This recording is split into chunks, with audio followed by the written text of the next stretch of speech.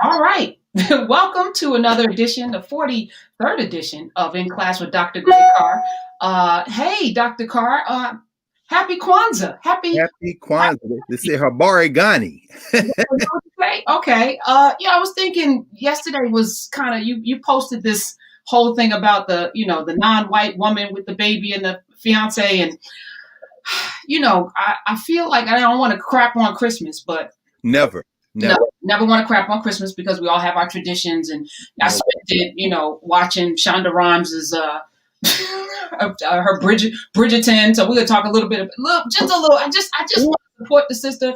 I watched a little bit of Soul, which is amazing, Pixar and jazz, and it's just beautiful, beautifully shot, beautifully done. That's the Jamie Foxx joint. Yeah, and I started watching Wonder Woman and I cut it off because it was. I ain't gonna talk about it, but we're not doing that. Not today. But her theme is the best theme in the DC universe in terms of the music. What a waste. Anyway, hey, Shonda Rhimes, I did 15 minutes of it just so I could say I saw. It's not for you. It's a soap opera. It's. No, I don't mind soap opera, and I like period pieces. I mean, there's alchemy in period pieces. But I've kind of feel about it. I think I'm going to feel about it the way I feel about Seinfeld. Seinfeld is cool till you start putting black people in it, or Curb Your Enthusiasm is cool till you start putting black people in it. In other words, don't do that, because you just stay in your lane, stay in your white lane. Okay, we're going to talk about that. But you dropped something about the winter solstice, and then this whole soul SOUL solstice thing started trending, and people thought they were going to get superpowers. There was this thing, so I was like, let's come back to the winter solstice, because you messed me up when you were talking about the calendar and how we've all agreed to a lie. All of us. It's 2020 because somebody sat in a room with a bunch of other people and determined that this was going to be our origin point, and it's not our origin point, but we got to deal with that. And then I want to talk about Kwanzaa. Okay. Well, I mean, what is the origin? I mean, if we think about it, is there really an origin as such? I mean, like we talked about last week, the human capacity to comprehend reality, we have limits. We're going to push against them. That's the nature of life, to continue to push against those limits. But pushing against them, kind of declares or observes that there are limits. And so when we think about time and space, they exist independent of us. We think about narrative. Narrative is really the way that we give ourselves meaning in the world. And so, look at this 7-day week we observe. I mean, we got a Sunday and a Monday. One name for the sun, one name for the moon. Everything else is named for European gods. I mean, Tuesday is a German riff on Mars, right? Talk about Wonder Woman. No, it was Ares she was fighting, which I guess is Mars in the Roman, because the Romans conquered them, right? Wednesday is a German gloss on Odin, and then Thursday, of course, is Odin's son Thor, and then you get the Roman Venus coming up, which is the German Frigga, which is Friday. And here we are on Saturday, which is Saturn, which is the Saturnalia, which is what they would normally celebrate in these Roman ritual cultures, pre-Christian. Saturnalia is a harvest god, meaning what? Really, Christmas, which is in many ways the Roman Empire's attempt to absorb those pre-Christian rituals so that they can get the people to march in line with this new civil state religion. After they offed Christ, they turn around several centuries later and say, we'll make it the state religion. But in order to do that, they're going to incorporate a lot of the rituals that the people were doing before Christianity. And a lot of those rituals are rebirth rituals. They're rituals which would be clustered from, roughly speaking, I guess on this calendar we're doing now, December 14th through the 21st, I guess, would be the Saturnalia, because of course it dovetails into the solstice, which is the shortest day of the year, meaning the sun is out the shortest length of time. And once we cross the 21st of December in the northern hemisphere, the days start getting longer. It's kind of a rebirth moment. And so, what is real? It's all narrative. It's all stories made to regulate time and space. Can't hear you. All right. You also, it's the longest day in Africa. Southern Hemisphere, no question. Well, below the equator, yeah. Right. So who's right? Everybody. Okay. Well, I mean, everybody until somebody get hurt.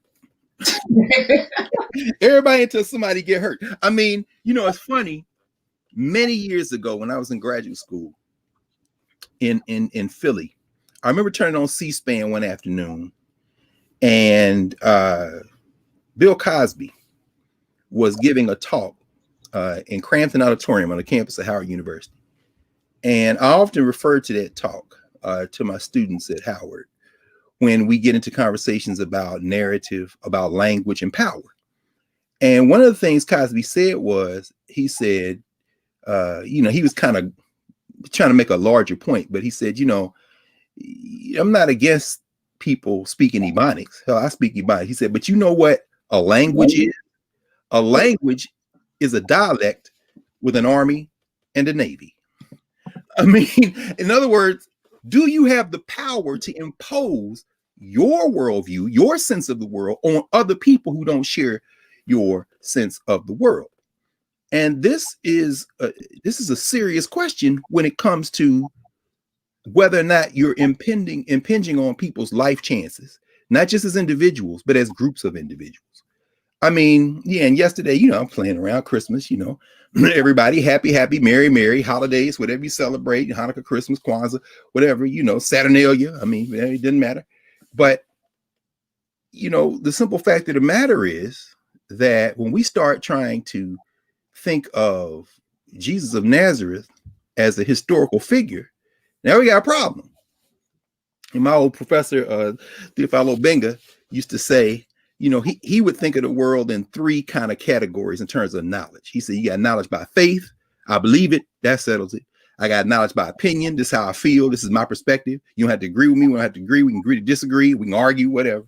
And he got knowledge by what he would say, knowledge by reason or knowledge by fact. This happened. But once you move Christ into a historical category, then that's when the fight starts. You're looking for archaeological evidence, you're looking for sources.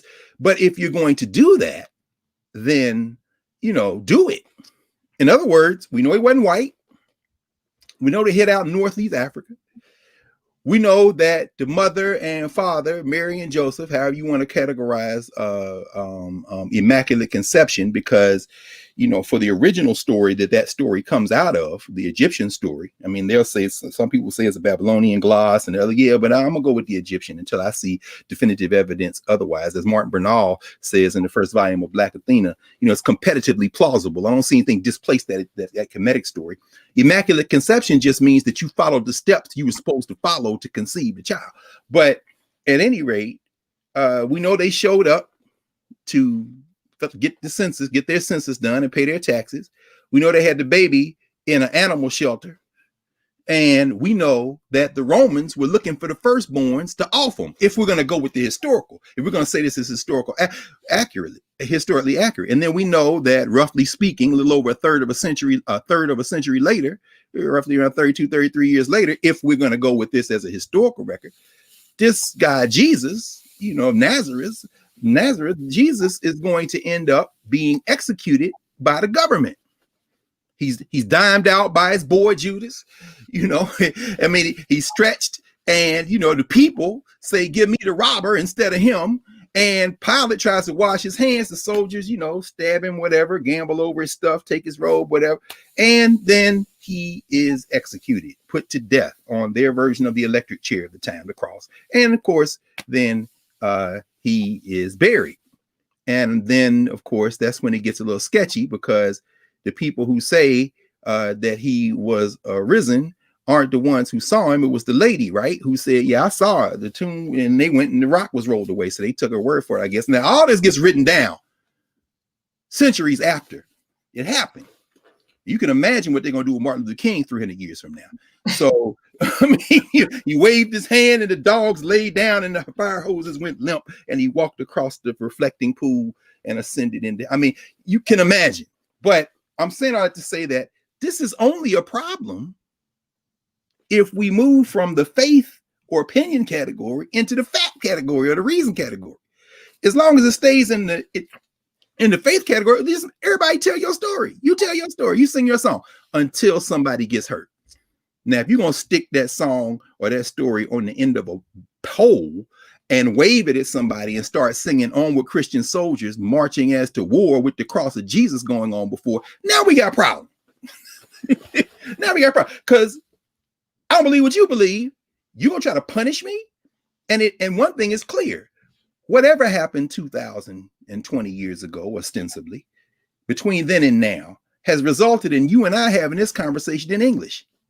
And they late to the game. You know what I'm saying? And worried about blackness and talking about Black Lives Matter and all. European Christianity, and I make a distinction between European Christianity and the roots of Christianity, because the roots of Christianity, just like the roots of Judaism, just like the roots of Islam, are not European. European Christianity, which is basically the various peoples of Europe over centuries coming to some consensus on how they're going to narrate this thing, becomes one of the kind of anchoring ways of knowing, to use our Africana studies methodology. Again, we have these 6 categories that we're playing with in Africana studies for 2 reasons. Number one, it allows us to think about people of African descent as fully human in the world without getting in any arguments. And the other reason is because these categories apply to everybody. So these European ways of knowing that we kind of cluster around the notion of Christianity become a rationale for reducing, as the Pope told Spain and Portugal as they went out sailing west to go take other people's land, you are now both authorized to reduce to servitude all infidel people. So we think infidel, we think Islam, but you should think Christianity too. They're going out to subjugate other people to their worldview and to use those people to build what becomes the modern world system. So, I mean, what is true, what is not? It really depends on your perspective, and it's all good until somebody get hurt.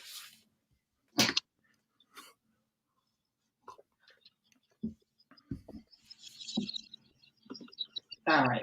So, can you hear me? Yeah.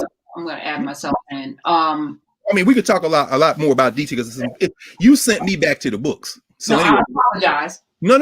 Don't apologize. Listen.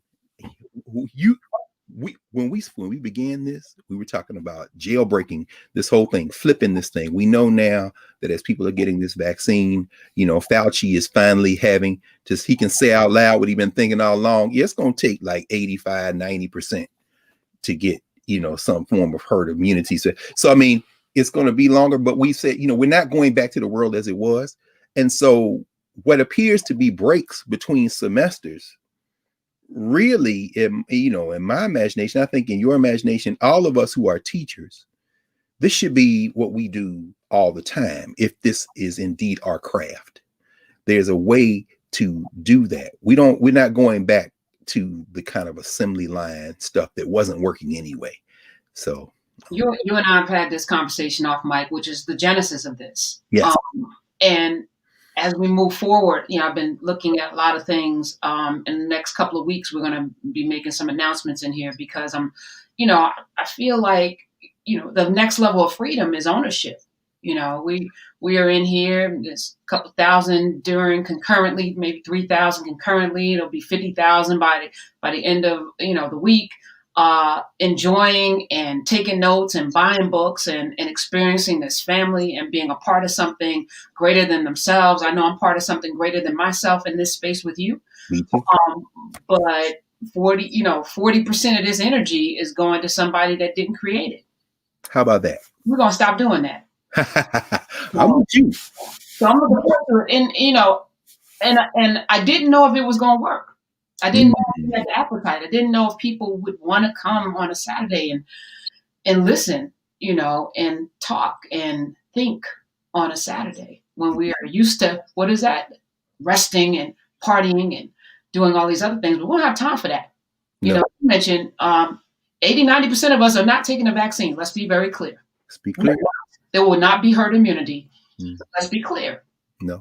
And I appreciate you having that conversation during the week too. That's extremely important for our people to be able to know that they have a valued space. We have a valued space that we can trust to have that honest conversation, because it's the conversation we're having anyway. So I'm glad you're elevating it to a place. Okay, thank God I'm not the only one. No question. No, we ain't doing that. And not because of any, not because of Tuskegee, but Mm-mm. we just got to see. All You right. gotta see. But what we do know is that the education system is broken. What we do know is that we have been miseducated. Carter G. Woodson talked about that 100 years ago. Yes, he You know, did. and not much has changed except we've codified the miseducation. That's right. So, I'm grateful that you have the appetite to do this. I'm grateful that you have the experience, the knowledge, the wisdom, the mind, the genius, the ability. It makes it easy for me to sit back and press that solo view and let you go because it's amazing. Yeah. But you're not the only one. There are people in this room who That's right. can do this in their own. I got up this morning. I was watching this woman in Ghana talk about building her. She's from Ghana. She was a furniture maker. She's like a model, fashion person, interior designer for $45,000 with some material that they throw away in Ghana. Oh, She no question. that was beautiful. Mm-hmm. She said, "This is my home. I want people to see what the possibilities are." And then I thought, everybody lives somewhere. Why are we all doing this? We don't all have to run to Africa. We live somewhere. Make your place what it needs to be. Education, healthcare, all of that. We have the power to do it. And if they're doing it in Ghana, we can do it here. So, if we can, let me see. I was going to say, I was looking at something the other day. There's a dude named Toby Green wrote a book called Fistful of Shells on the history of West Africa during the period, West and West Central Africa during the period right before and then during the enslavement period. And he's got a small article in a journal called History Today. I don't even know where that is. I was looking at it the other day. It wasn't for today, but since here it is. History Today. Yeah. The Price of Slavery Then and Now. And that's the feature article in this journal. And something he said that what you just said just struck me when you talked about the sister in Ghana and the fact that everybody lives somewhere. He's making a very important point. In fact, let me see if I can get it. It's called The Price of Life. There it is. He says that, and we go to the last paragraph in the article. When he talks about, he says the current African debt crisis is not current. It is historical. And it is only by understanding the historical roots of the reasons for the enormity of the crisis on the continent that some of the key issues can be addressed. Moratoria on repayments of debt, the rescheduling of loans, and the provision of further loans will not resolve the problem. What is required is for the continent as a whole to work together to develop a different approach to the way in which it secures credit, one on which no longer depends on external demand. His point is this. And John Henrik Clarke said this years ago. John Henrik Clarke used to say, Africa has always had what other people wanted and didn't want to pay for. And so what he's saying, what he says in this article, and what he's really making the case in much larger case in the book, this came out after his book came out last year, is that the only thing Europe wanted out of Africa was us. So there was no trade relationship. You couldn't, in other words, there was no export-import relationship. Africa as a continent, the people of Africa, the various different people of Africa are trapped in a debt matrix that is connected to the capitalist world system. In other words, you just pull resources out, including living resources like our ancestors, and then what do the Africans get in exchange? Nothing. Some guns, some beads, we import some stuff, man. And here comes China next. Okay, China, you're gonna get some agriculture stuff going. They're gonna feed themselves. They're gonna go into some trade arrangements. But the system of credit, the system of capital,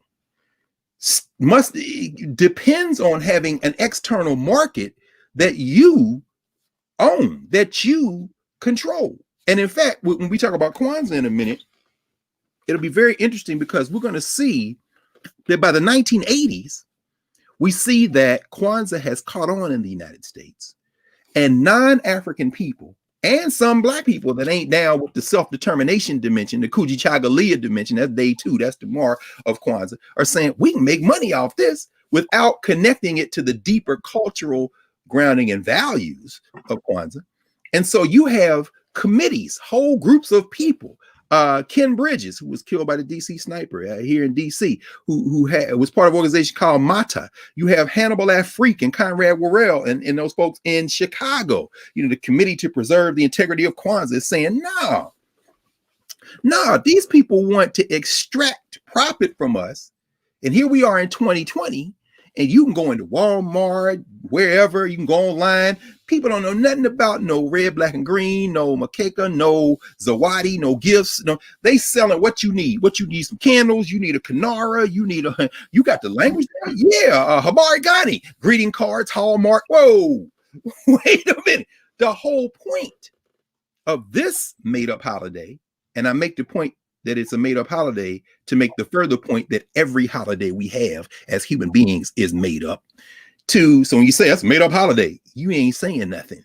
This is a space that was created to control. So when you start talking about control, we have to, I think, be very deadly serious about the fact that control can be limited by our ability to negotiate with this larger system that was built on our backs, built on our labor, that's going to have to be dismantled as the NASDAQ and the Dow soar, and people are very much worried this week.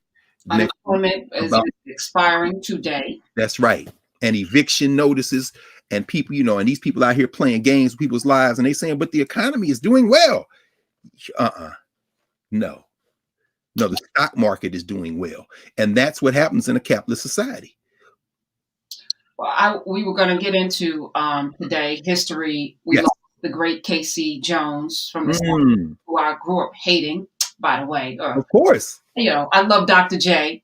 I watched him on my little 13-inch black and white television when he played for the Nets with the rabbit ears. I had to put foil on.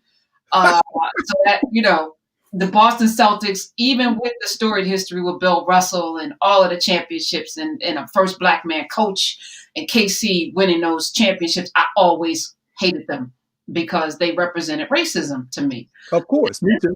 Then I read a thread this week on his passing by this man who's a brilliant writer. You know him. He's brilliant. And it shifted my whole view. So I was going to talk about him today. Talk about this thread. I was going to drop the thread in the description. And then I get a DM this morning. Can I ask a question? So I said, yeah, of course you can ask a question. That's the man right there. He ain't asking a question. We just got, let me talk. This man, his brain, his mind, the way he dissects and disseminates all of the information is just brilliant. And I promise you, I was going to talk about KC today and reference Michael Harriet's thing, and I get a DM. So, divine providence is a real thing. It happens. Yeah. Well, Hey, what's going on, man? I'm great. I don't think, some of the people watching don't know that, I'm not just a person who watches you guys every week, but I'll call y'all up and ask a question. Personally, I'm not just a fan, but I don't know how I got your number, but we'll talk. I'll call you. I'll call you up and say, "Come on, hey, bro. Man, no question." There's a brother. I remember there was a guy in New Hampshire, a politician in New Hampshire, who was saying that being a slave owner wasn't racist. And of course, we can easily dismantle that. But I was like, let me call Dr. Carr and let him explain to me the history of why they're stupid. And even though I knew the background, you taught me some stuff. I didn't know about Dunmore's proclamation until you told me. I hadn't heard about the book, The Counter Revolution of 1776, until you told me, right? So these connections that you guys are making is not just valuable for people who watch, but it giving people a new source of information and a new way to look at history. And I'm one of the people who always looked at history that way, but I always like to have it confirmed by people who are scholars. Well, I put you in that category. We are in that category together, brother. Your capacity to not only absorb information, because that's all we're all doing anyway, but then to be able to translate it in ways that people get. I mean, it's that point of entry. I mean, for example, and I told you this before. I told you when you that piece you wrote that folks kind of, set the world on fire with Pete Buttigieg. When you opened it with the way you had to negotiate getting to school, you opened it with the number of the money the cats had raised for you, man. We went through that piece over 2 classes in education in Black America class I taught when he came out. And the genius of being able, because what it did was people were able to enter from their own personal experiences. And then when you just opened up the playbook, and by the time it was over, you had woven a history of our people. Man, when you start, South Carolina, you drop Briggs versus Elliott. It's a different thing when a law student is reading the case cold. And another thing, when they have a point of entry from somebody who has absorbed that information and then transformed it. And so when you talk about Dunmore, man, it's interesting. I was reading, and I don't know, have you seen this new Netflix? I only watched a few minutes. This new period piece with the Black folks in it. Which one? The Shonda Rhimes piece? Yeah. No, I haven't watched it. Okay, because I can't wait when you do, because I know you're gonna write some fire, man. I'll be waiting for you to you be blazing. No, the reason I ask is because there's a scene. I only watched about 30 minutes of the first one. That's about as much as I could take. I mean, fortunately, it's set in the early 17th century. So I don't know how they could figure out how to take the classic music, Black music of the 70s and 80s, and mess it up by laying a foundation for some foolishness and then putting the wrong song underneath. So I'm hoping they won't back map none of the music. But when you mention Dunmore, it's very interesting because there's a scene in there where George III's wife, Charlotte of Mecklenburg, Charlotte Sophia, is receiving these white women, these youngsters who are going to go get married. And she's telling them basically whether they're pretty or not. And the one white girl comes in and she calls her blessed or something and kisses her on the forehead. But this woman is what we would say is Black. Now, that might seem controversial. This is Dr. Stephanie Meyer's book, Invisible Queen, right? And of course, Sophia Charlotte, they don't know whether she was Black or not, or whether she had Black ancestry. But if we think about it, it's probably more than likely she was born in Germany, but that line of her family trait also has Portuguese in it, and Portugal and Spain, of course, on the Iberian Peninsula, and the Moors were there for 700 years. In fact, it was a big thing in Europe to say you had a touch of the Moor, and the portraits. There's so many portraits of her in this book that look Black. But I mentioned Dunmore because Dunmore's regiment, Lord Dunmore, was the governor, as we know, in Virginia, the Virginia colony. He sets up a camp called Charlotte. Charlotte was known as an abolitionist. She was against enslavement. In fact, there's a cartoon in here that's fascinating. There's a cartoon in here of her and George III not having sugar. Here it is. They don't have sugar in their tea. And the little thought bubble up there, she's telling these white women, do not put sugar in your tea because the Moors have to grow it. And so therefore, you're helping them. Oladu Equiano writes her and says, abolish enslavement. And so one of the things in lore is that Dunmore's regiment, of course, which includes Black people, he's telling them you'll be free if you fight for us, is connected in some ways to the rumor that Charlotte is against enslavement, which means George III may be against enslavement. And so therefore, we're going to extend freedom to y'all. So, I mean, it's fascinating because, look, I'll just say this right quick, and then let's talk about this question of whether or not slave owners could be racist. Because I can't wait to see what you're going to say. But, I was watching this thing. I was really trying to watch. And I'm thinking to myself, this thing, I think, is set in 1817 or 1818. I mean, Barbados has a rebellion in 1816. Jamaica has one in 1823. Jamaica goes off in 1831. I'm saying, how you gonna have Black people walking around in British costumes in Great Britain at the early part of the 19th century, and it doesn't appear as if there's any analysis of race? And I thought about it and I said, this is not for us. This is for a white audience. This is for it's trying to make money. So, but anyway, you mentioned Dunmore, made me think about it. But Mike, what? The cat says that being a slave owner wasn't racist. Yeah, well, that's one of the things I think I called you about that. Maybe it was more than a year ago, and it was a politician. Oh yeah, we had a long conversation. Right. And so, but that took me on a journey through Lord Dunmore's proclamation. That took me to a journey through Charlotte. You wrote about it, no question. Right. And it took me so far back. And I'm going to tell you where I ended up, man. I ended up in Portugal with Henry the Navigator. Uh-oh. Sending two dudes, Nuno Tristão and Antal Gonçalves, out.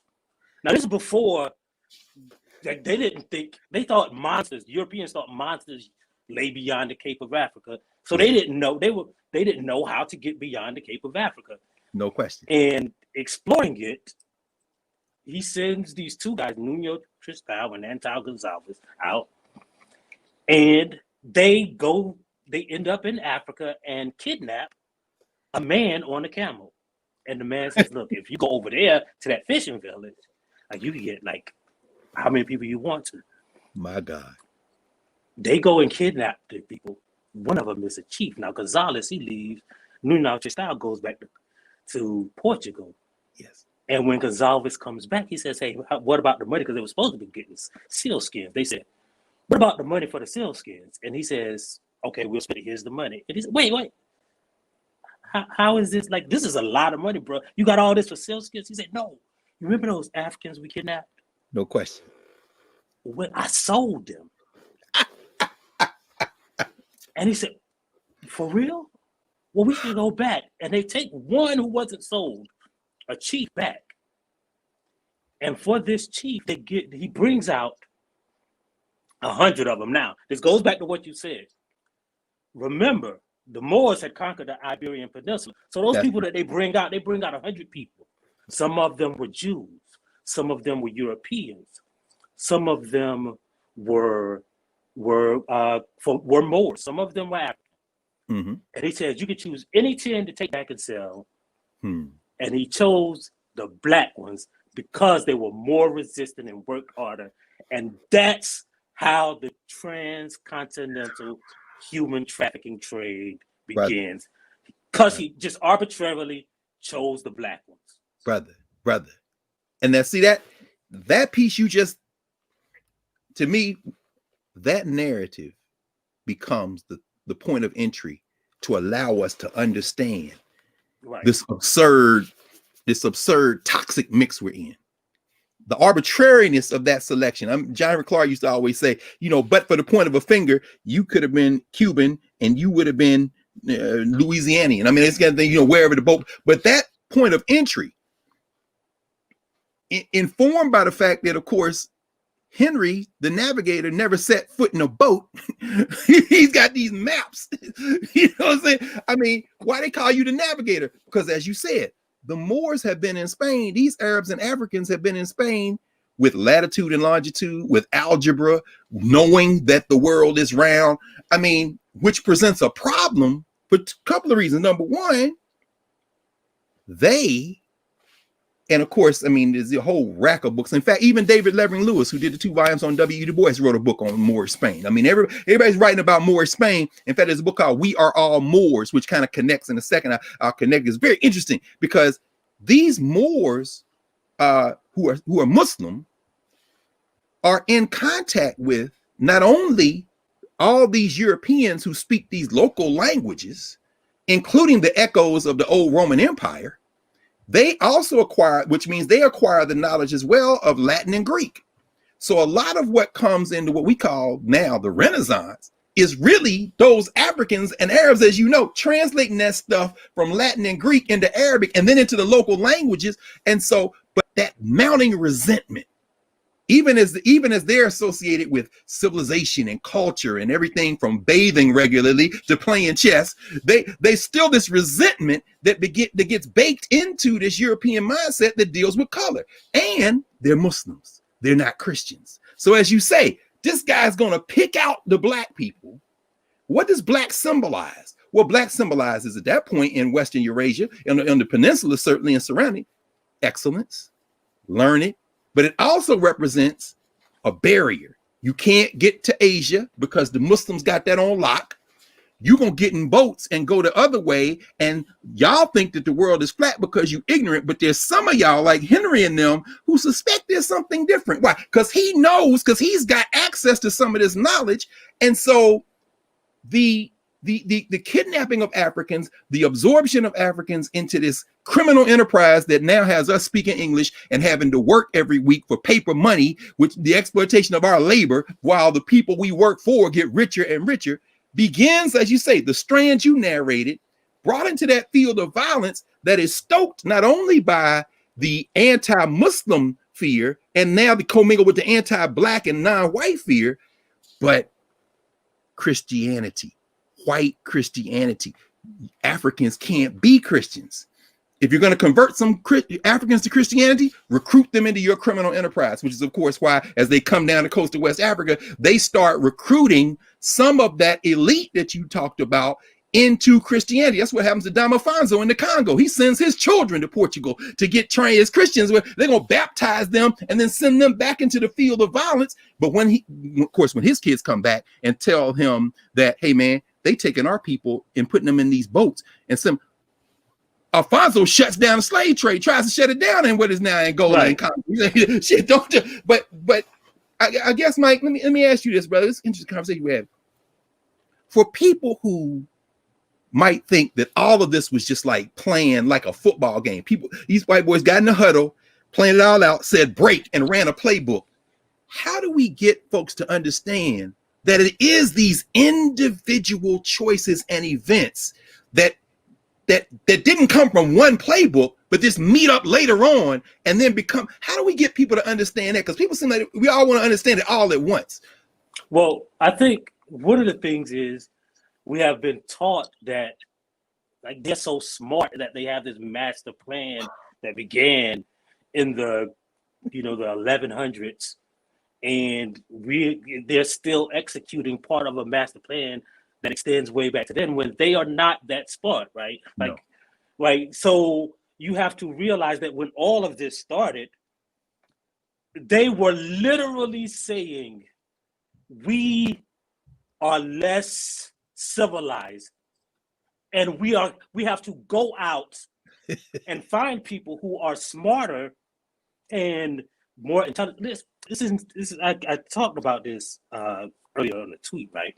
So my family have been in a decades-long search for this missing part of our family, right? Huh. So I was at a plantation in South Carolina, and there was a woman who was giving a tour, right? The tour of this beautiful plantation house, all white people, of course. Oh my God. So now I had already been to this plantation. There's a guy named Joe McLean. You can look him up. He does the slave dwelling projects where he literally has been in 25 states and sleeping in. Oh yeah. Right. I met Joe at Montpelier last year. Who were up there? Yeah. Yeah, that's one thing he always talks about is people don't think of Montpelier as a slave plantation. Right. Agricultural forced labor enterprises is what I call it. But folks don't know, Montpelier was the one James Madison granddaddy and them started. Go ahead. Right. Well, the Africans cleared before they even came over here. Yes. Go ahead. So before I was in the house, Joe has taken me through, this is a 370 acre place. So you got to think about the size of a small town, right? And it's been sized down. So he's taken me through these romantic gardens, right? So this was a rice plantation, bought millions of dollars.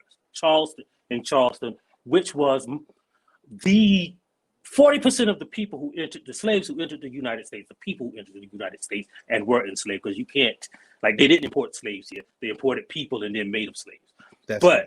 The people, 40% of them came through this one city, Charleston. Mm-hmm. It was an economic enterprise that was built on slavery. It was the richest city in America at the time of the Civil War. People don't know that. They didn't do anything but enslave people. That was the industry. Charleston would have been bigger than New York City if the South could have won the war. That was their plan. So he takes me through these gardens, right, and it's right on the river. And so the botanist tells me that the people who bred all of these plants were the Africans who were enslaved on the plantation. She says 6 years ago, Charleston had 100-year flood, right? They have these big floods every 100 years. Mm-hmm. And the only thing that saved this plantation was because the Africans designed a system of dams and levees that would flood the rice fields when they wanted to grow the rice, and then when they wanted to, harvest it, they could let the water out. So now we're in this plantation. And this lady, we're in the first room, and this lady raises her hand, and she says, and I haven't recorded, right? How did they figure out how to grow rice here? Like, did they bring some Asians over? Ooh. And of course, now these people, their business is like they don't want to make people feel bad about slavery. So they kind of whitewash it. So she says, no, ma'am.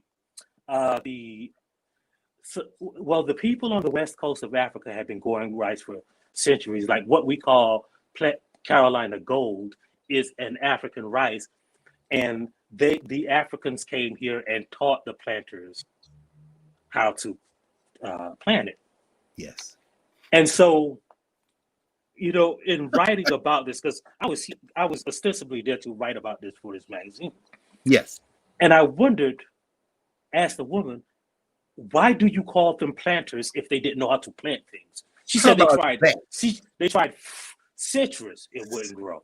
They tried silkworm, it didn't grow, but because the soil was a special kind of soil. So they went to the west coast of Africa and stole some Africans and built the largest economy at that time. And I was like, listen, the people who own that plantation, right? Yes. They still own that plantation. They're still one of the richest families in America, the Drayton family from South Carolina. They were not remarkable people. They weren't engineers. They weren't learned people. They were not scholars. They just owned Black people. And the idea that this was some kind of long-term plan that started, that they got over a chessboard and broke out a whiteboard and said, okay, now 100 years from now. No, they are not that smart. They could not have done this, right, without us. And they didn't figure it out. We did it. Like all of this stuff is ours. It ain't theirs. And then they might let us have some. It's ours. Right. Right. Like we made this country. It ain't like some white people made this country using Black labor. Now we did this. They didn't figure out how to do it. They didn't plan it. They didn't build it with their hands. They didn't use their labor, their muscles, their intelligence, nothing. Right. So you can't say they were back 500 years ago planning this whole thing when they didn't have anything to do with it. They were just owning people. That's right. That's all they did. That's the only part they had in it, right? So what did we want, even as we were being pulled into that field of violence? And by the way, folks, if y'all don't read Michael Harriot's work, you already late to the party. Make sure you go follow this brother on Twitter, read him on theroot.com. Anything he writes, read him, because I'm telling you, this is the genius. And I'm so glad, man, Karen, you brought him in. Oh, by the way, folks who want to track some of the conversation Mike is having now about this particular rice culture in the Carolinas, Judith Carney wrote a book called Black Rice, which talks about all that, and particularly women, as you say, they would come and get women out of the like where Sierra Leone region. I mean, there were certain groups of women. They say, go get these sisters. But even during the period that we're getting caught in this, what do you imagine our ancestors wanted? If you could have intervened in that, you or I could have intervened in that. I mean, I think about it, particularly where you from, because that's South Carolina. In fact. Oh man, I just got another one. This just came out, University of South Carolina Press. They pulled many of the Black pieces out of the Encyclopedia of South Carolina. So they got this 101 African Americans who shaped South Carolina. Walter Edgar. Man, I love you South Carolina Negroes, man. Y'all cannot be defeated. So I'm saying, but what if we could have stopped them and said, hey, okay, you can't go back. And in fact, you don't even remember back there. Your grandmother was brought, what do you want? If we could what do you think they would have said? So I wanted to look at people who kind of knows what they wanted. So yes, sir. And it's not like through any right. So my great grandfather used to walk around with a note in his pocket, right? Come on, boy. And the note was a pass, even after slavery, right? So my great-grandfather was emancipated because he could read. And so when his owner died, of course, he passed down, in the will I have, it's 89. I counted 89 different enslaved people. But he did not want to pass along this, what he called my belligerous Negro servant, Irvin,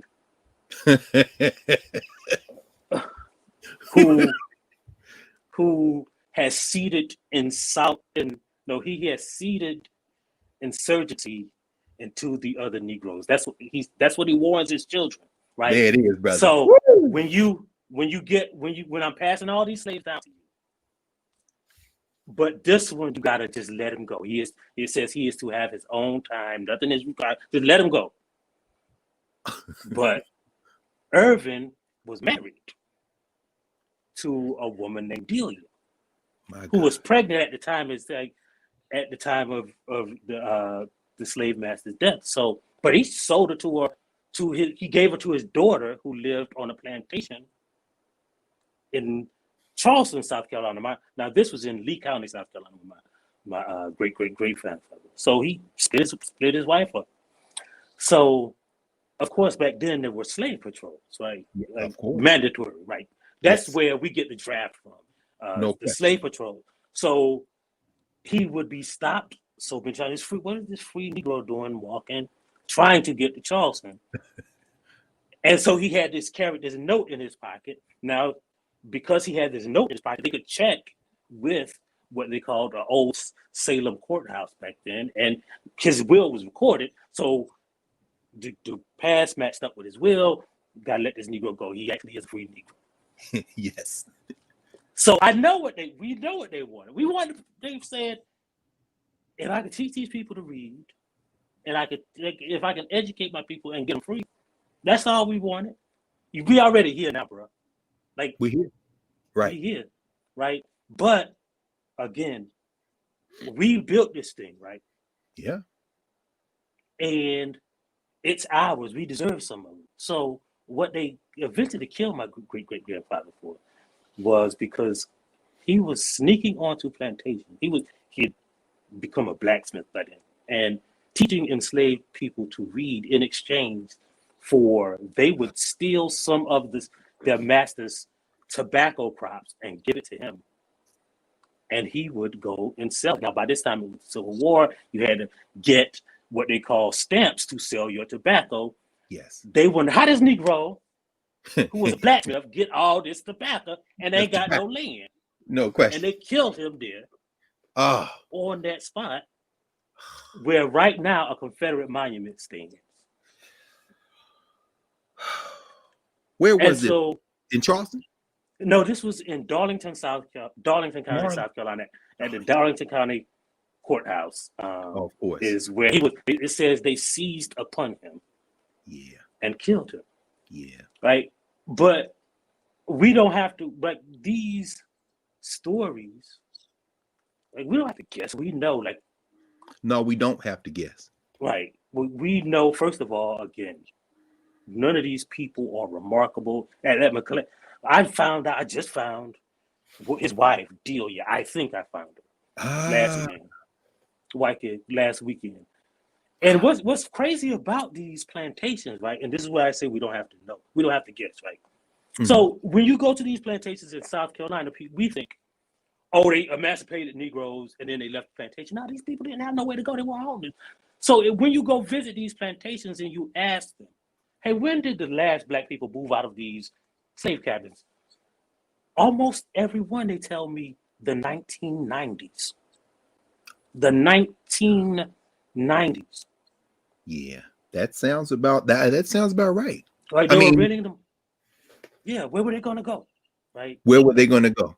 And as you know, that betrayal in 1861, 2, 3 in South Carolina, like you said, they told them that they could have the land in exchange for continuing to help the Union Army. Then they sold the land out from under them after they told them they could bid for the land, and then told them, but you can stay here because we need the labor force. So you're right. They trapped them in there. So with that being said, it can't be reverse engineered. So we are their descendants. What is our obligation in your mind? Right? I mean, we can't go back. However, no, pause. Let me just ask you, what's our obligation, brother? I think, well, again, to me, Mm-hmm. when they say that, like that, remember that old folk song, "This land is our land." I think of this as like, What you got through? right, Yeah. like if you buy a house, like let's say it was a house, you pay for it. It's a 30-year mortgage. You pay for it for 25 years. Mm-hmm. That's your house, bro. Like, this is ours. Like, even though however they treat us, this is ours. Like, I don't think of this as a white man's land. I think of it as they are lucky to live here. We built this thing, and they are lucky that they had so far 400 years of benefit from it, right? But it ain't theirs. They didn't build it. They didn't make it great. Ain't nothing about American culture, society, politics, art that is not based on the things that the African people they enslaved and brought here is founded, right? Like, ain't no American culture, just black people who were brought here and enslaved. That's what American culture is. Ain't no American economy, right? It's just founded on the free labor that they got, and then they may have extended it into building some factories and some stuff in Silicon Valley, but it was all founded, like the initial investment was black people, right? Right. So ain't nothing else in this country, from the White House that we built to the Constitution that is founded on the African concept that went to England and then it, filtered through the free thought of the new age of thinking, and all of that is ours. None of that is there. Should that engender a sense? Well, I got a couple.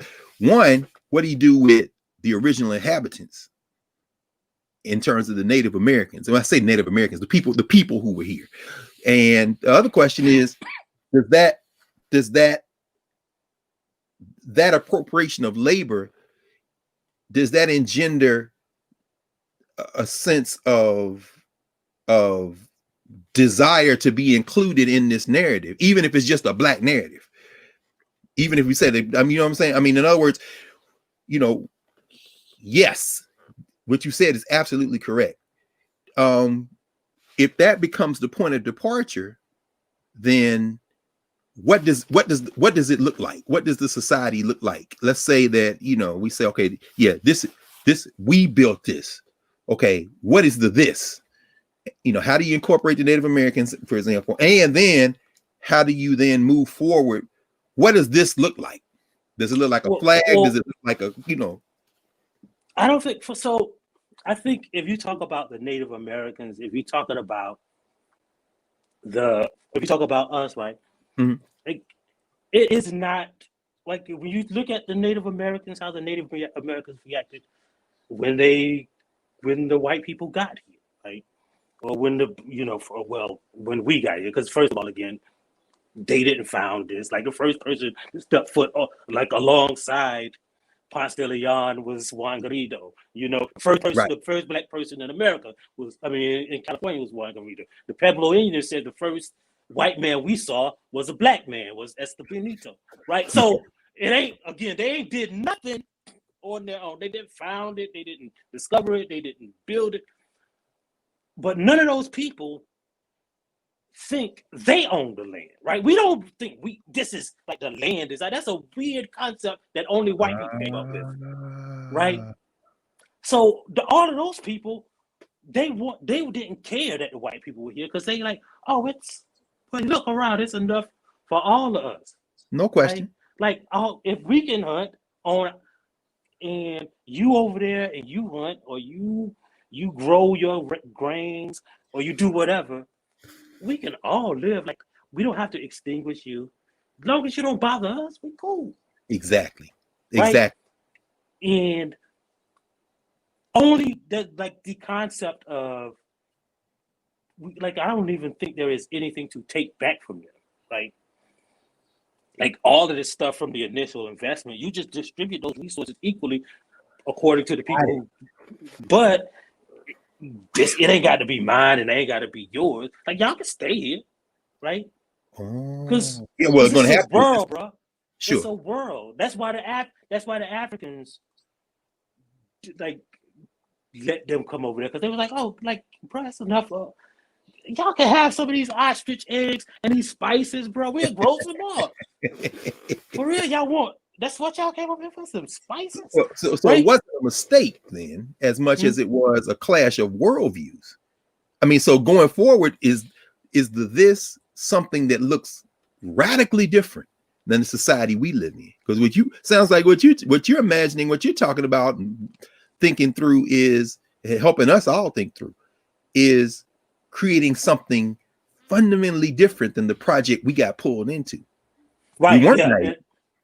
Right. But I don't know. Like, again, I'm not smart enough to know. That's why I call people like you. Oh no, brother. How that ends up, because first of all, like we have to ask ourselves, one, can we coexist with these people who have 2,000 years of doing this, right? Like we know they did it in Africa, they did it in South America, the third rail right now in Asia. I think we put too much, and you said it already, Michael. What? Not that smart. Why do we put so much energy on what they do, what they gonna do? Let's be who we are. I think the flip is, I had to correct somebody the other day. The flip is the lens that we look at ourselves through should not be them. Right. We are not juxtaposed to them. That's tough. We are the alpha and the omega. Right. Woo! We don't have to reimagine a world. We need to just be who we've always been. And a lot of this, what we do in this classroom, and I'm looking at Tim Reed, we talked about Shonda Rhimes and Kenya Barrett. I mean, from an entertainment standpoint, there are people doing it, but there are people doing it as we speak, recreating or creating the world that we are supposed to be in. And all of us have a responsibility to stop chasing their idols, stop chasing, their narrative, stop trying to be, at their, to have them approve who we are, walk into these spaces as our full selves. We'll split an infinitive, we'll do whatever, because we are the original. This is a bastard language. This is a bastard culture.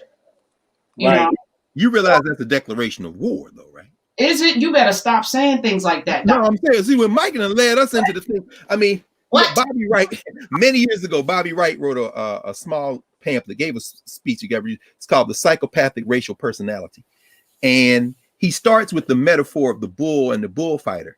He says, as long as the bull is aiming at that red cape, it's all fun and games. He says, but the minute that bull realizes it ain't the cape, it's the guy with the cape, that's when the matador has to put the sword in him.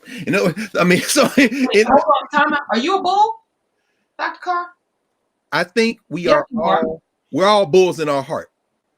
But I'm saying, when you talk about your ancestor teaching people to read in exchange for tobacco, I mean, you're talking about self-determination. You're talking about exchange. And this is a threat. In fact, it's the same reason Frederick Douglass, in his first autobiography, writes that the week between Christmas and New Year's, that the plantation folk, the plantation enslaver at the death camp, wanted black people to get drunk, run foot races. If them Negroes went off and tried to fish and tend to their garden, these are Negroes that are very dangerous. In fact, there's a brand new book out by Robert May called Yuletide in Dixie, Slavery, Christmas, and Southern Memory. He says the thing they were terrified of is during Christmas time, this is when these Negroes going to rebel. This is when, because they have a little time. And so they always were worried from the beginning all the way up to the Civil War that we was going to fight back. But when you talk about your ancestors doing that, I mean, yeah, I'm going to create a little space for you to operate as an individual so you don't replicate yourself, because I never trusted you. And I guess the way you're talking, Mike, I'm listening, I'm thinking, this is the thing of our heart. This is the biggest threat to this entire system, which relies on including us. I mean, when I looked at those few minutes of Shonda Rhimes, I looked at that and I said, not only is this wholly unoriginal, this is exactly what this system wants. Why? Right. In other words, you don't want out. You just want to put 3 or 4 you in. Just Right. like Sandra was the same thing. I don't want to see Thomas Jefferson and Sally Hemings in the White House. That's not progress. You want in the criminal enterprise instead of what you're talking about, which is we have to rethink the entire thing. You arguing over $900 billion? Nah, Chief. Everybody who lives in this country should be able to sleep indoors tonight, have a full belly, certainly a child. But brother, that's the kind of stuff you already on the list. They didn't put you at the top of the list and say, we got to get Harriet, because it's 10,000 people, it's 30,000 people, it's 100,000 people listening to him. And once that happens, it's almost like you got to cut off the head of the snake. I mean, Right. your ancestor sounds like Douglas. Remember in Maryland when Douglas is writing and he's saying, this cat knew how to write, so he was writing all of us passes. Right. I knew how to write. I mean, so, how do you assert that vision? Can you assert a vision like that, which is compelling vision? I guarantee you, people listening to us talking, saying, yeah, man, can you assert a vision like that without eventually having to take on the matador, to take on this system that says, okay, this guy, this woman, this man, they got to go? How do you do it? Well, I think the first thing you have to do is like what you and Dr. Hunter, you and Karen are doing by, first of all, you have to make everybody understand that this current thing is absurd. Right? That is number one. Brother. Right. Woo! You can't imagine, like, you don't have, like, you are, what we're really talking about, let's be honest, right? We are talking about undoing a radical thing that exists, like the idea of capitalism. And the way there's like, we got to write all of these things and we got to change them every few hundred years because it's dumb and stupid. We know it's dumb and stupid. So we got a mechanism to change it in the stupid thing, right? Yeah. Like the thing that's stupid has a mechanism to change the stupid thing. So it'll become like less stupid or even more stupid or more absurd. We know it's dumb, right? Yes. And what we're talking about is saying, oh, the thing that originally was here before that stupid thing got put into place, doing that is radical. It's not radical, right? It is the natural state of being. It's the natural state of man. Now, what happened was during the Enlightenment, like they convinced people that that's because that's the lie that America is born on during the Enlightenment of the natural state of man, this divine law, and the whole controversy with slavery from its beginning is the assertion by Locke and them boys that property was out in spirit of the laws, no question. Yeah, property was a right, and the government existed to keep law and order so that men can have their property and their freedom and their liberty. As long as it didn't interfere with that, it was cool. But then you wrote the laws that interfered specifically with these people's rights. How do you justify that? Oh, because they're property. And that's a natural right. Right. And to your early observation, the people who were here, they don't have a concept we have, so they're underdeveloped. So when I put my foot on here, this is terra nullius. I mean, nobody is here. I know you're physically walking around, but you don't have a concept of ownership. So therefore, I have title to this land because I have a concept of ownership. You don't. So I mean, that I don't know if that's the kind of thing can you reverse engineer that now and return to the prior moment, or does going forward? I mean, I guess some of this, does require. Well, I think going forward, like it requires seeing how absurd. Once you realize how absurd this thing is, then you have to imagine, like, what can we do to make it less absurd? Right. Oh, okay, that's good. And then, the net, like, it's not a pointed direction in, let's go back to doing that thing. But the less absurd thing is toward the natural state of being. That's right. That's right. Actually, that's a perfect broad articulation to kind of put a floor under how Kwanzaa came into existence. Right. Perfect. We're not going back. Right. But going forward, we got to make this less absurd, and we can learn something from what we were doing before we got interrupted that can help. That actually, man, that's brilliant. I hope that's in your book, brother. I know you're writing. Yeah, it is. And when you talk about Kwanzaa, right? Because like I was born, I never celebrated Christmas as a child. Like, so I celebrate Kwanzaa every year. Every year we would go to, there was a guy who owned a funeral home, and every year during Kwanzaa, he would have a Kwanzaa celebration every night, and my mom would organize it. So like during this time of year, like people would bring by cakes by our house and candy and gifts, like little stuff, right? And then it was my mom's thing to like organize them and separate them, and then kids would come by and get these little presents. And then the Deltas every year gave away a bike on the last day of Kwanzaa, and so Kwanzaa, everybody knew that bike day was Kwanzaa day. And then everybody the AKAs start competing, and so it was multiple bikes, and then almost everybody had a bike by the end. So, but the idea of Kwanzaa is based on, again, I always say like it's a made up holiday because all holidays are made up. All holidays made up, no question. Like we just arbitrary, like that's why we put Christmas on December 25th, because like, well, you know, everybody gonna be out having fun anyway. And it's that's what he did. Saturnalia. It's a solstice celebration. Jesus don't have no birthday in the Bible. Somebody want to show it to right. That's right. That's exactly right, brother. So if you want to understand, like that's why it was kind of absurd this thing about Black people getting superpowers. But it was funny to me that if they really knew that, like that really used to be a thing with us. Like during the solstice, like was a celebration, and we used to celebrate it kind of like we was getting superpowers, and we used to switch things up, like the husbands do this and the wives do this, and Kwanzaa again is based on this going back to this understanding of these principles that you would want to build a community out of. That's exactly right. Right. That is exactly right, brother. In fact, it's so funny. I guess we'll all be sitting where we're sitting right now. But on Monday on Ujima, I'm gonna be with Baba Bernie and them, Baba Gallman, and they doing something in Colombia. And I think they got like 1,000 people already lined up with the Mbangi they do there, Catalyst Mbangi. I mean, them your people, man. I mean, like you say, that is a natural. Kwanzaa is a natural expression. As you say, I mean, you know, we think about, you know, us, the organization, 1966, and they start Kwanzaa, you know, Maulana Karenga. But it's interesting you said that y'all never celebrated Christmas because, and Keith Mays writes about this in his book on Kwanzaa. But I know Karenga for many years. I mean, the holiday is this dude comes over their house in December 65, and he brings a black baby doll to give to their daughter, and Karenga's like, well, thank you. This is wonderful. I mean, you know, we don't celebrate Christmas. The dude then asks him, well, what do you celebrate?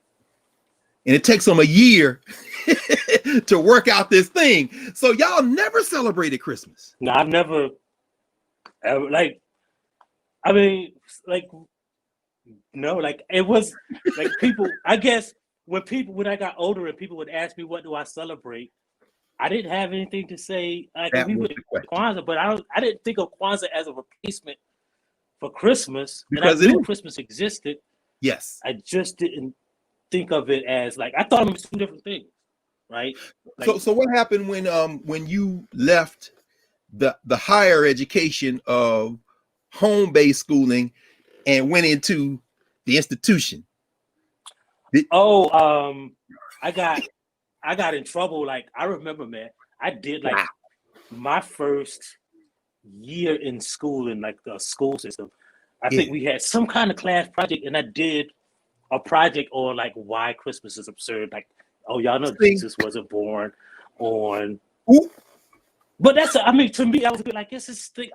I just considered it a thing that a lot of people didn't know. Y'all thought Jesus was born on December 25th, and it's not his birthday. And then, you know, like the thing that y'all believe in, like the only thing he really kind of said in there is like, don't do this. Like he explicitly said, like, look, if you have any ideas about how to celebrate me, let me tell you, don't do it like the heathens. Don't do the trees. Don't do don't do that. And so I got in trouble for that, brother. And so you blowing up children's minds, man. Yeah. So, but I don't I've never thought of it as like a righteous thing to not celebrate Christmas, or like I was raised right. Like I was just like, I see. Right. It was just a thing that some people did and some people did. So like I know it's from the outside, it looks kind of fun. And I think the way of course. And sometimes I think like my mom was kind of like trying to be kind of radical, but I guess to get someone to look at it from afar and see how much fun it is, you have to tell them like, oh, you can't do that because it's stupid. Like you gotta say you gotta teach your kids that it's not just the thing that we don't do, but you gotta kind of, because to disambiguate it from the fun thing. Like you gotta say, yeah, they doing it and it's fun, but it's kind of stupid, right? Like that's the only way you can get a kid to not like the lights and the colors and the that's right. The presents, like, because I like presents. No question. But I don't understand why you give presents on Jesus' birthday. I just don't I never. Because they made up the story that says Jesus got presents. Yeah. Maybe Jesus got presents in that manger. But not what?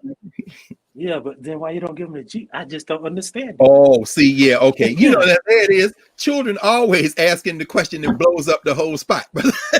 Right, like you were saying in the show last week, you literally asked the question that I asked. Like every week in church, we would have to stand up and recite the 10 Commandments, and I asked, "Hey, why?" He said, "Like if he know they other gods." Right. He wouldn't tell people. If there were no other gods, then why would he have to tell people, thou shalt not worship any other gods before me? Brother. There must be some other gods, right? Because he would just say, like, listen, I got to time is going. I got to be that person. Yeah. Oh. We got 5 people want to ask a question. Okay. I want to make sure we get to the question askers. I need to know about Kwanzaa.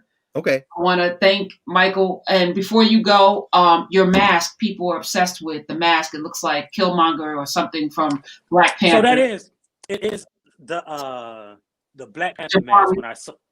When I saw it, I wanted it. And so I had a person like on Etsy, a black dude on Etsy that 3D prints these things. And he just sent it to me and it was blue and I painted it for a Halloween costume like a couple years ago. Wow. And of course I'm a Q, so it was purple and gold, but amen. No question. It's the Jabari tribe mask. It's the actual. Okay. So it is. All right. People they were right. It looks like a Jabari mask. It is a Jabari mask. Okay. Literally. Man, Mike, bro, man, I'm loving we chop it up, man. We gotta do this again. You're gonna call him, on his private line, and y'all gonna have. Because I don't think we got anything that we were supposed to talk about. We didn't talk about Casey Jones or.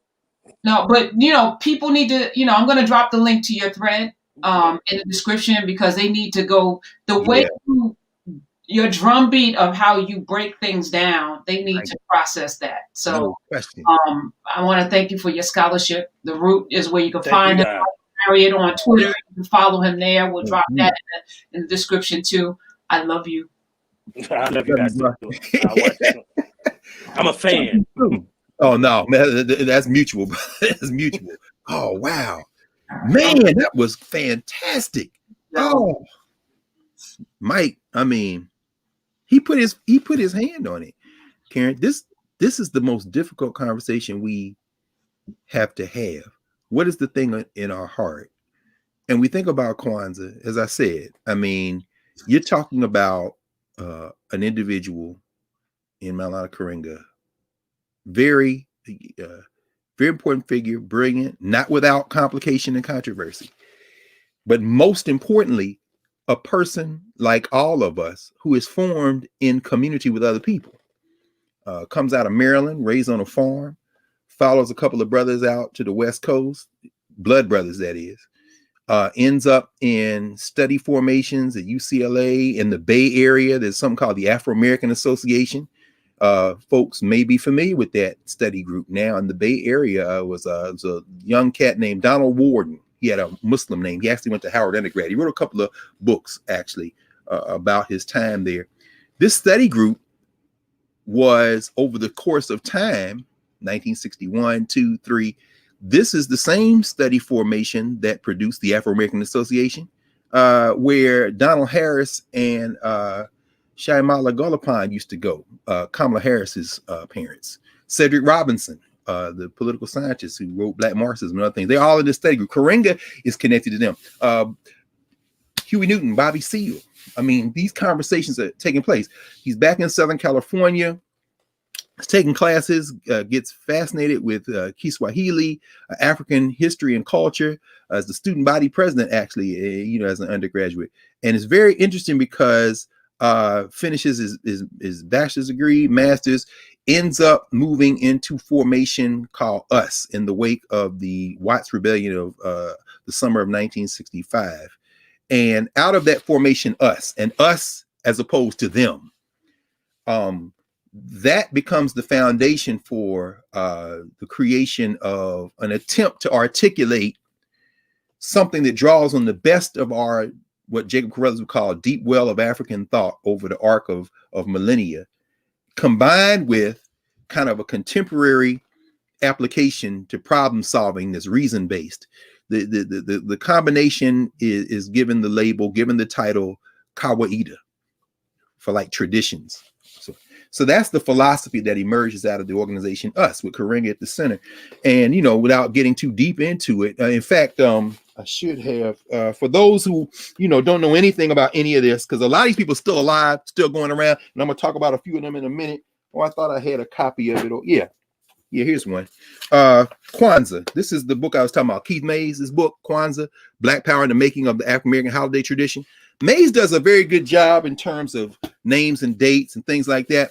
His framework, I'm not, thrilled about, but that's because, as we just heard Brother Michael talking, when you begin to think outside of the frameworks that we've been trained to think in, you become a problem. So in other words, I'm saying that to say this. Often one of the critiques of Kwanzaa at the time that it kind of emerged was that, this is about this is like cultural nationalism. It isn't dealing with the real world. It isn't dealing with the material conditions of our people. And there's a false kind of rigid split that scholars try to make based on some of the rhetoric that emerges out of the mid to late 1960s between what they call the revolutionary nationalists and the cultural nationalists.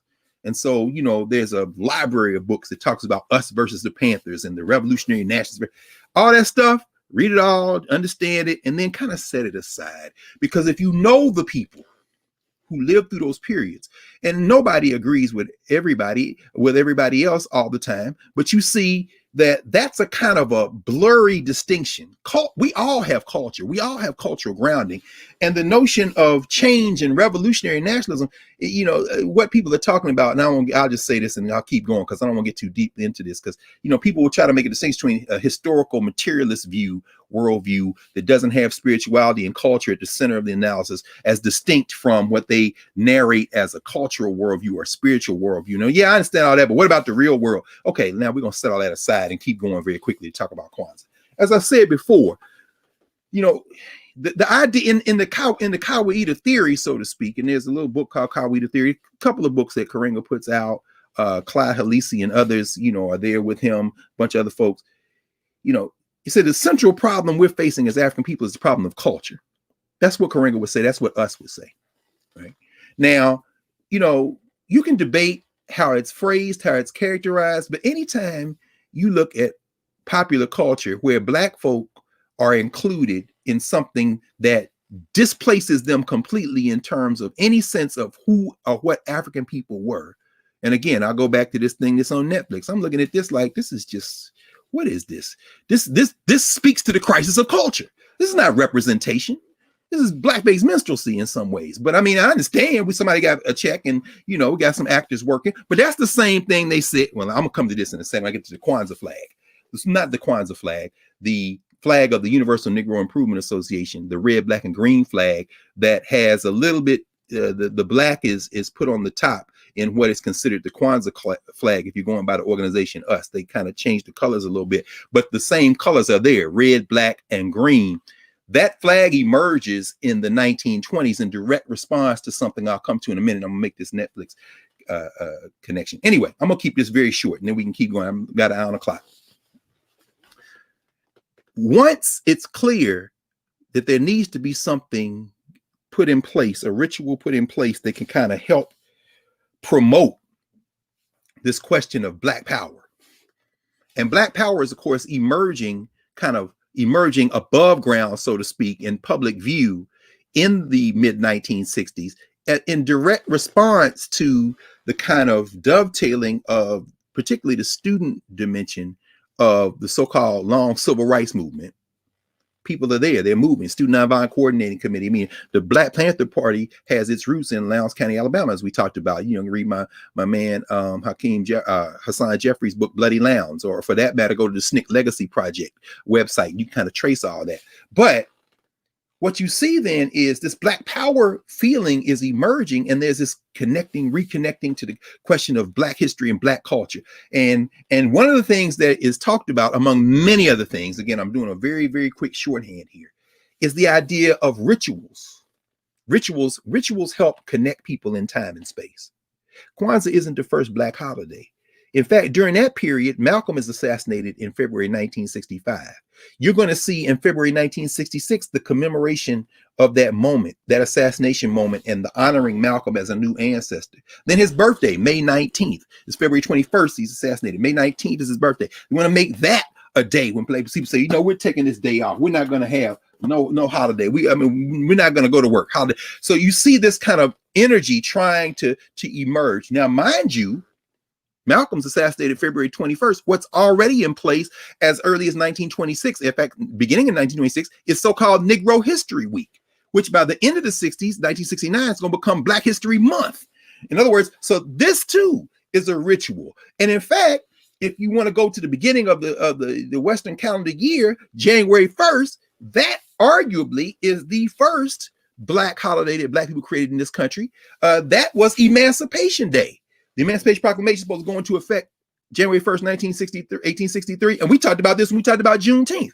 That Emancipation Day was the day that Black people, particularly in the North, who are going to church, that's one of the origins of watch night. You go in on the 31st, you pray until stroke of midnight. Afterwards, you pray in the new year, you get up off your knees, get the bayonet, let's go end enslavement. The idea of Emancipation Day, this was a big ritual that was celebrated in the Black church from the last third of the 19th century up into the 20th century. You have Freedom Day. There are a number of other ritual celebrations. So Kwanzaa emerges as yet another attempt of Black people to establish some ritual space to form and bond community that is deliberately connected to linking pre-enslavement memory through the deep study of Africa and the African diaspora to the problem-solving conditions going forward. That's why I say I don't believe in this cultural/revolutionary. Oh, it's not a question of belief. It doesn't hold water when you begin to scrutinize it, because the Kawaida principles, the principles of this philosophy, this kind of concept of Kawaida traditions, is anchored in these 7 basic principles. They call it Nguzo Saba, these 7 values, right? And so those 7 values form the template for what become Kwanzaa. Now, a couple of things I'll clean up, then we go forward on how Kwanzaa spread. Why December? It's very simple. Let's go with the most practical thing first. You get the time off. Christmas time, you get off. Christmas, New Year's, you get the time off. That's very simple. The second thing is, if you take something from people, or if people feel like something's being taken, Mike made a very important point. Kwanzaa's not a Black Christmas. However, Christmas occupies the Black imagination without a critical analysis of what that ritual is. And so Kwanzaa is not a Black Christmas. It's not trying to replicate Christmas. It's not trying to counter Christmas as much as it is trying to create something that will anchor in principles that, ironically, if there's going to be a Christmas, and you know, Christmas, if you look at Christ, there's a mass that's from the Latin, the Eucharist. I mean, this is the mass for Christ. In other words, the Eucharist, you know, one of the things that the Eucharist does is ritual for saints, right? This is the ultimate saint, Jesus, right? So I mean, so Christmas is the Eucharist for the ultimate saint, Jesus, the Son of God, so to speak. And so what does Christ stand for? This guy gets murdered by the state for talking like Mike was talking. We got to redistribute this. Nah, we got to do, oh no, this guy got to go. He out here, he ain't getting no salary from this Sermon on the Mount. He ain't, and this is not a diss of all the mega churches, because as my friend and brother and elder Jeremiah Wright would remind, when you have a big formation of people, institutional formation of people like they do Trinity United Church of Christ, my man Otis Moss III passed that in now, or you know, somebody like Bill Lamar at Metropolitan AME, where these white boys try to take down the Black Lives Matter sign, they do Kwanzaa at those places, and they also invest hundreds of thousands and now over the years millions of dollars in Black institutions and education and feeding people and bringing people in and job employment programs. I mean, you cross the board, right? Healthcare, this kind of thing. So it isn't a diss at mega churches, so to speak. It is, however, a diss at purely profit-driven Christians, because that means you ain't no Christian. Because if you look at the narrative of Christ, if you call yourself a Christian, how you gonna be a Christian and rich and all these people poor and you ain't doing nothing about it? So Kwanzaa, in many ways, is an articulation of the values, the grounding values that ostensibly are supposed to be Christian. But what did Christmas become over the years? Well, we know what Christmas became, because Christmas started that way. Meaning what? Now let's bring the solstice in very quickly. Solstice, shortest day of the year in the Northern Hemisphere, as we were talking about as we began. Then the Earth started moving back toward the sun. Earth tilted on its axis, it's going to straighten, and now you're going to get, the days going to start getting longer in the Western Hemisphere till you get to the equinox, when the day and night are of equal length. The Christian metaphor for that is Easter. Maybe we'll talk about that in March and April. Then you move toward the solstice. Now you get to June. Now the day is the longest it's going to be. The solstice, summer solstice now, is south of the equator. So in South Africa, it's beginning of summertime. We know that, right? So but here in the Northern Hemisphere, which includes North Africa, by the way, we're talking about solstice traditions. What are the solstice traditions? Well, who is going to be the most grateful for the days beginning to get longer? The people in the coldest parts. This is why the Saturnalia, the Romans and them, Saturnalia. Saturn is the god, among other things, of the harvest.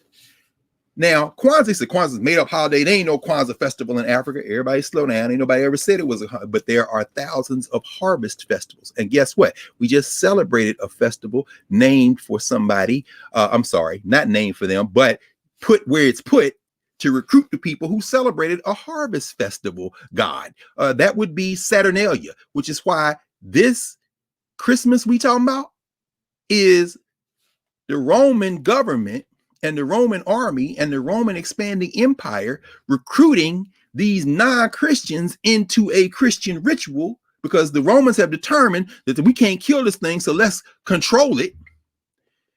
They have used that to recruit these people in who were celebrating the harvest festival. And what do these people do during Saturnalia?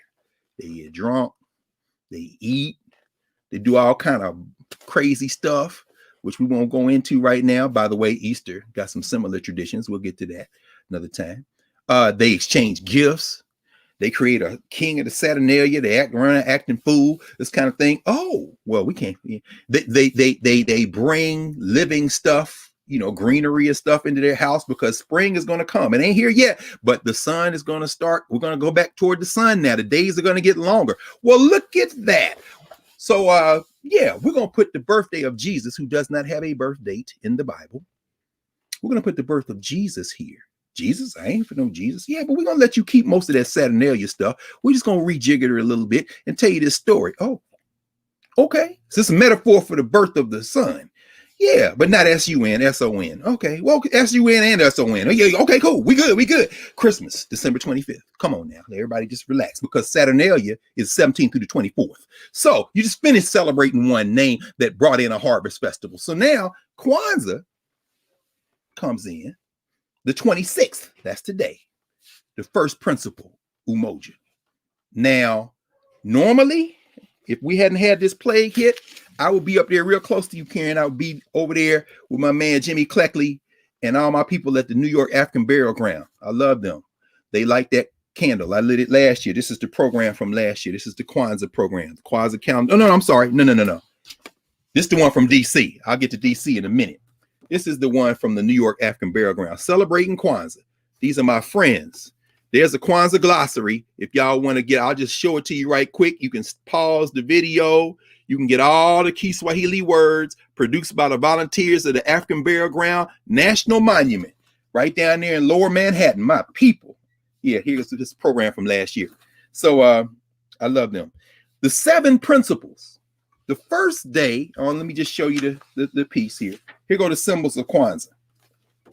You put fresh fruits and vegetables. So if you want to build one, you can build with basically a place where you put all these things together and have these symbols, right? You got crops, mazal, that's fresh fruits and vegetables, symbolizing harvest. Makeka, the placemat, you put a little straw mat down. A kanara, the candle holder, it holds 7 candles. You got the vabunzi, ears of corn, which represent children. The kikombe cha umoja, that's the cup of unity. That's where you pour libation. That's there in the middle there.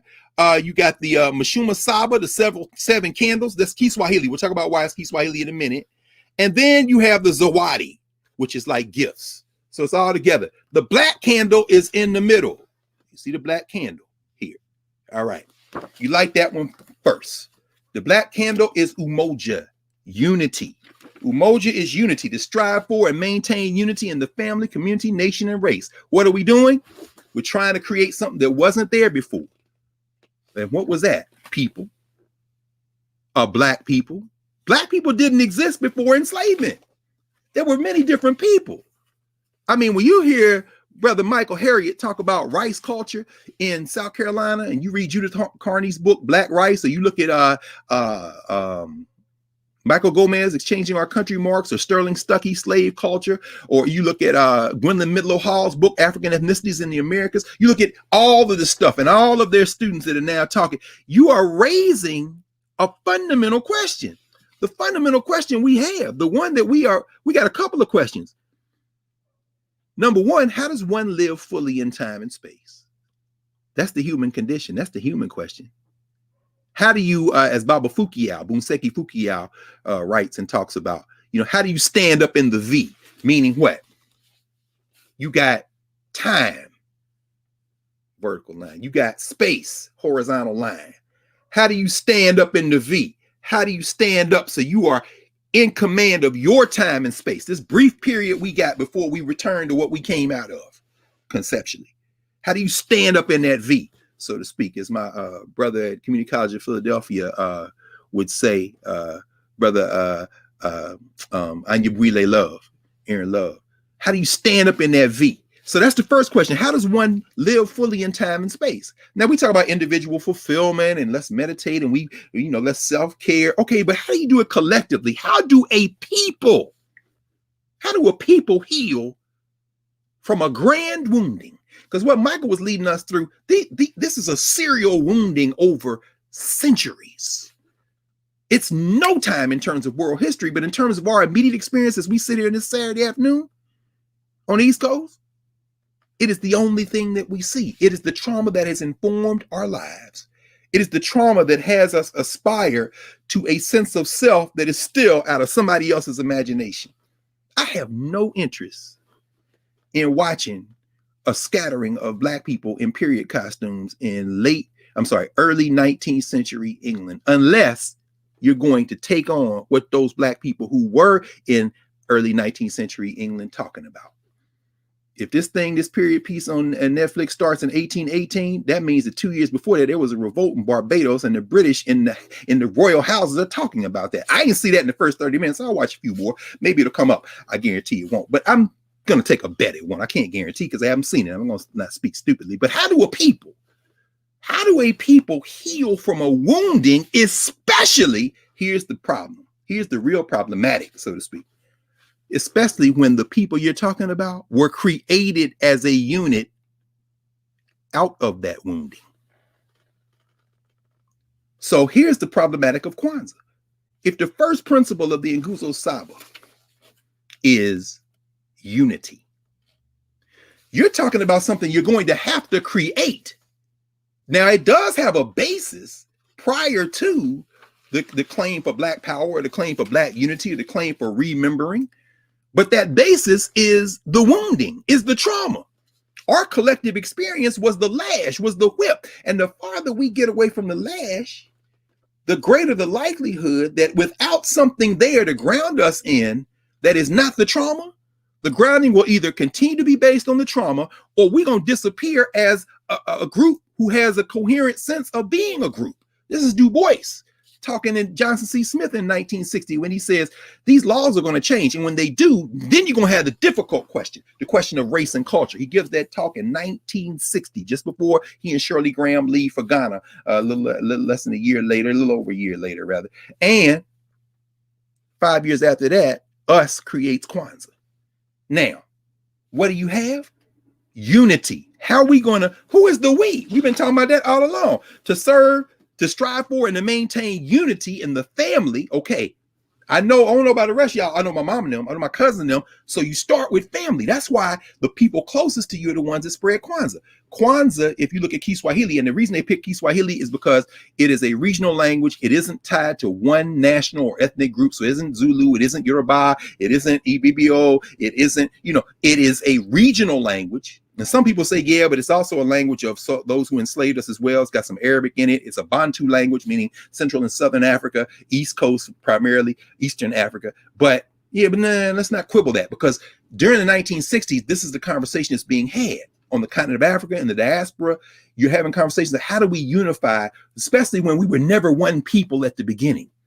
So people say, well, Kwanzaa is romanticizing. There ain't nothing more romanticizing than that made up car crash between Christianity and Saturnalia you call Christmas. So let's not get cute when we start talking about, otherwise, like Michael Harriot did as a child, you go up in the church, in the school and blow up the whole spot. So I'm just saying, so let's just all agree we're going to keep that in the category of faith and opinion, because if you come over here with reason, it ain't going to be pretty for you. So the argument was, can we get a language that we can connect Africans all over the world with? Kiswahili in the East was debated.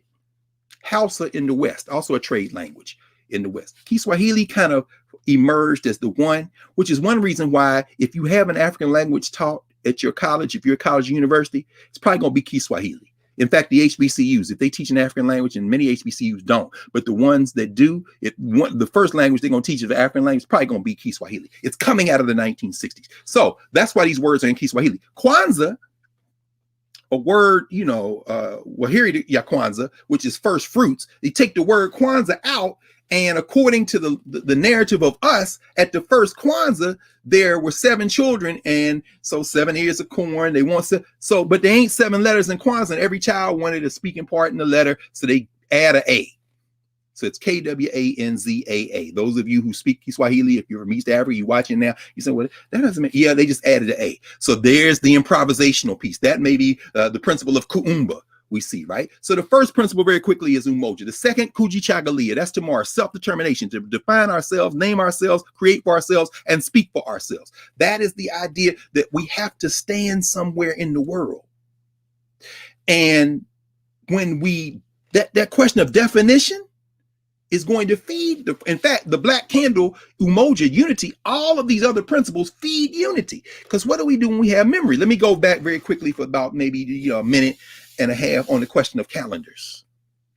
We talked about this last week, but talk about it again now. The Egyptian calendar, and Karen, oh my God, when I told you sent me back, I had to dig this one out. This is a book called The Egyptian Calendar, A Work for Eternity, Dr. von Brohard. This was the beginning. In fact, I've taken so many pictures in front of this. This is the back of one of 2 statues of Ramses II at Waset, what they call Luxor. This is the back of the other statue that's across from it with Sachet. Sachet is the sister who is given the responsibility of everything that can be measured, everything can be counted. That is an astronomical device on her head for measuring astronomical phenomena, because that's how the Egyptian, she's counting. This is a palm frond. She's counting there with her rod. This is her brother, husband, partner, wife, male counterpart, Jehudi, who's doing the same thing on the back of the statue.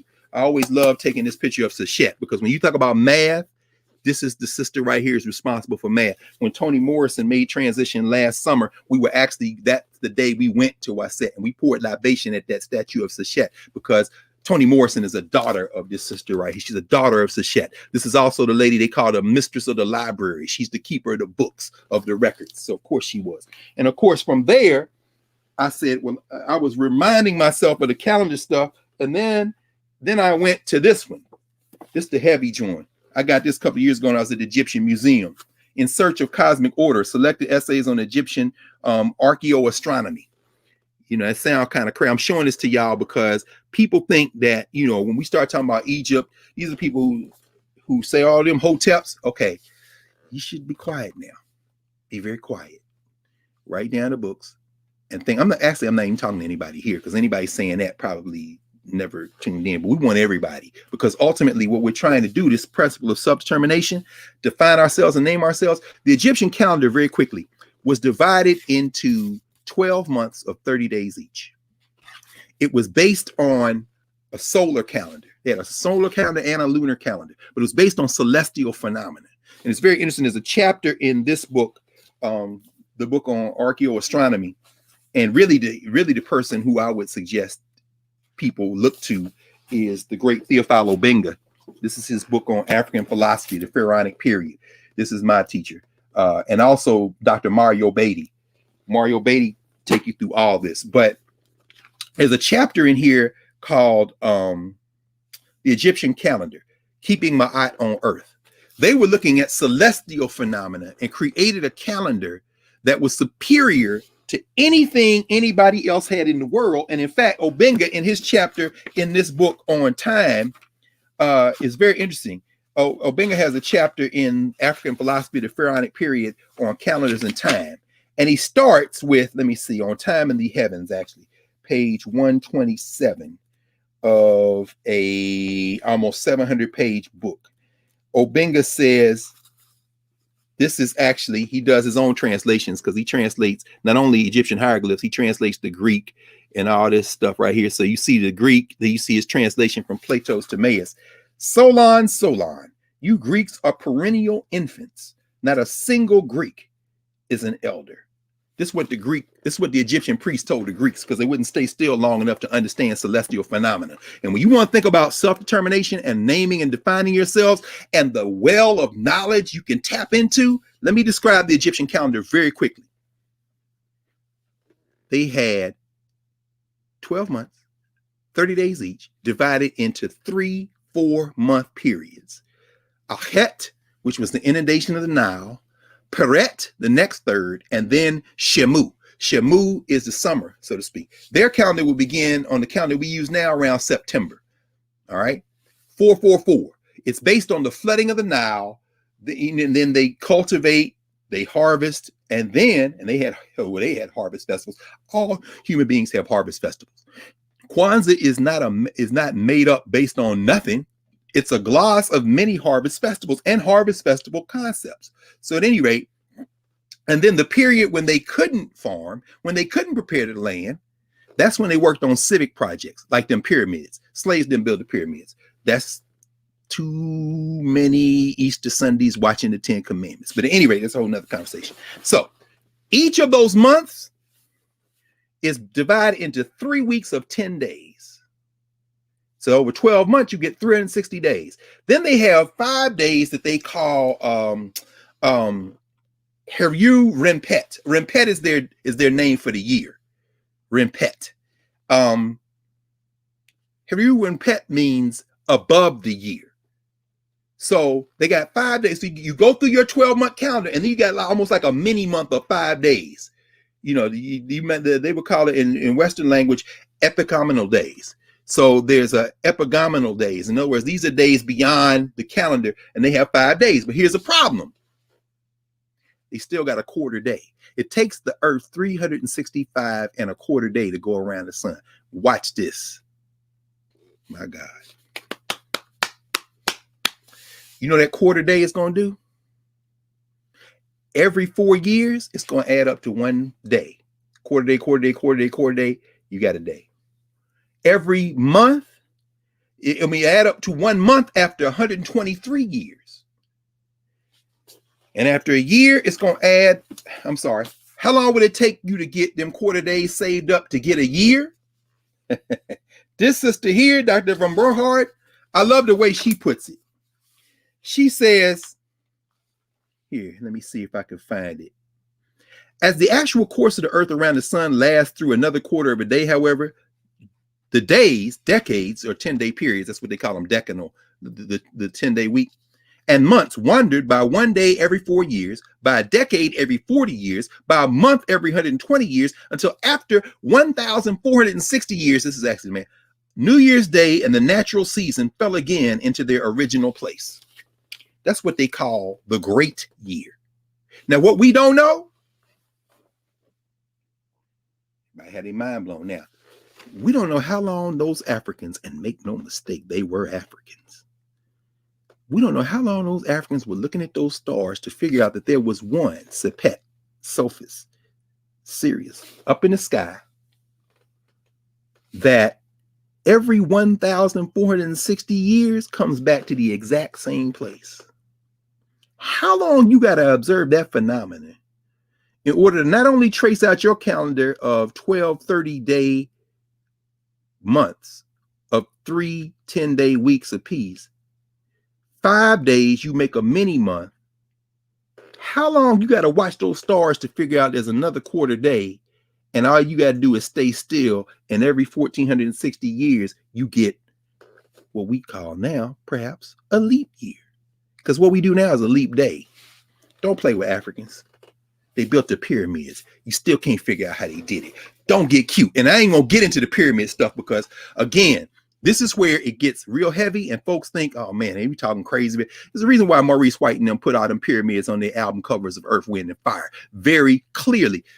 Anyway, I'm not going to talk about that. That's a whole nother thing. So anyway, self-determination is about reclaiming some of that knowledge in order to define. Let me go through the rest right quick.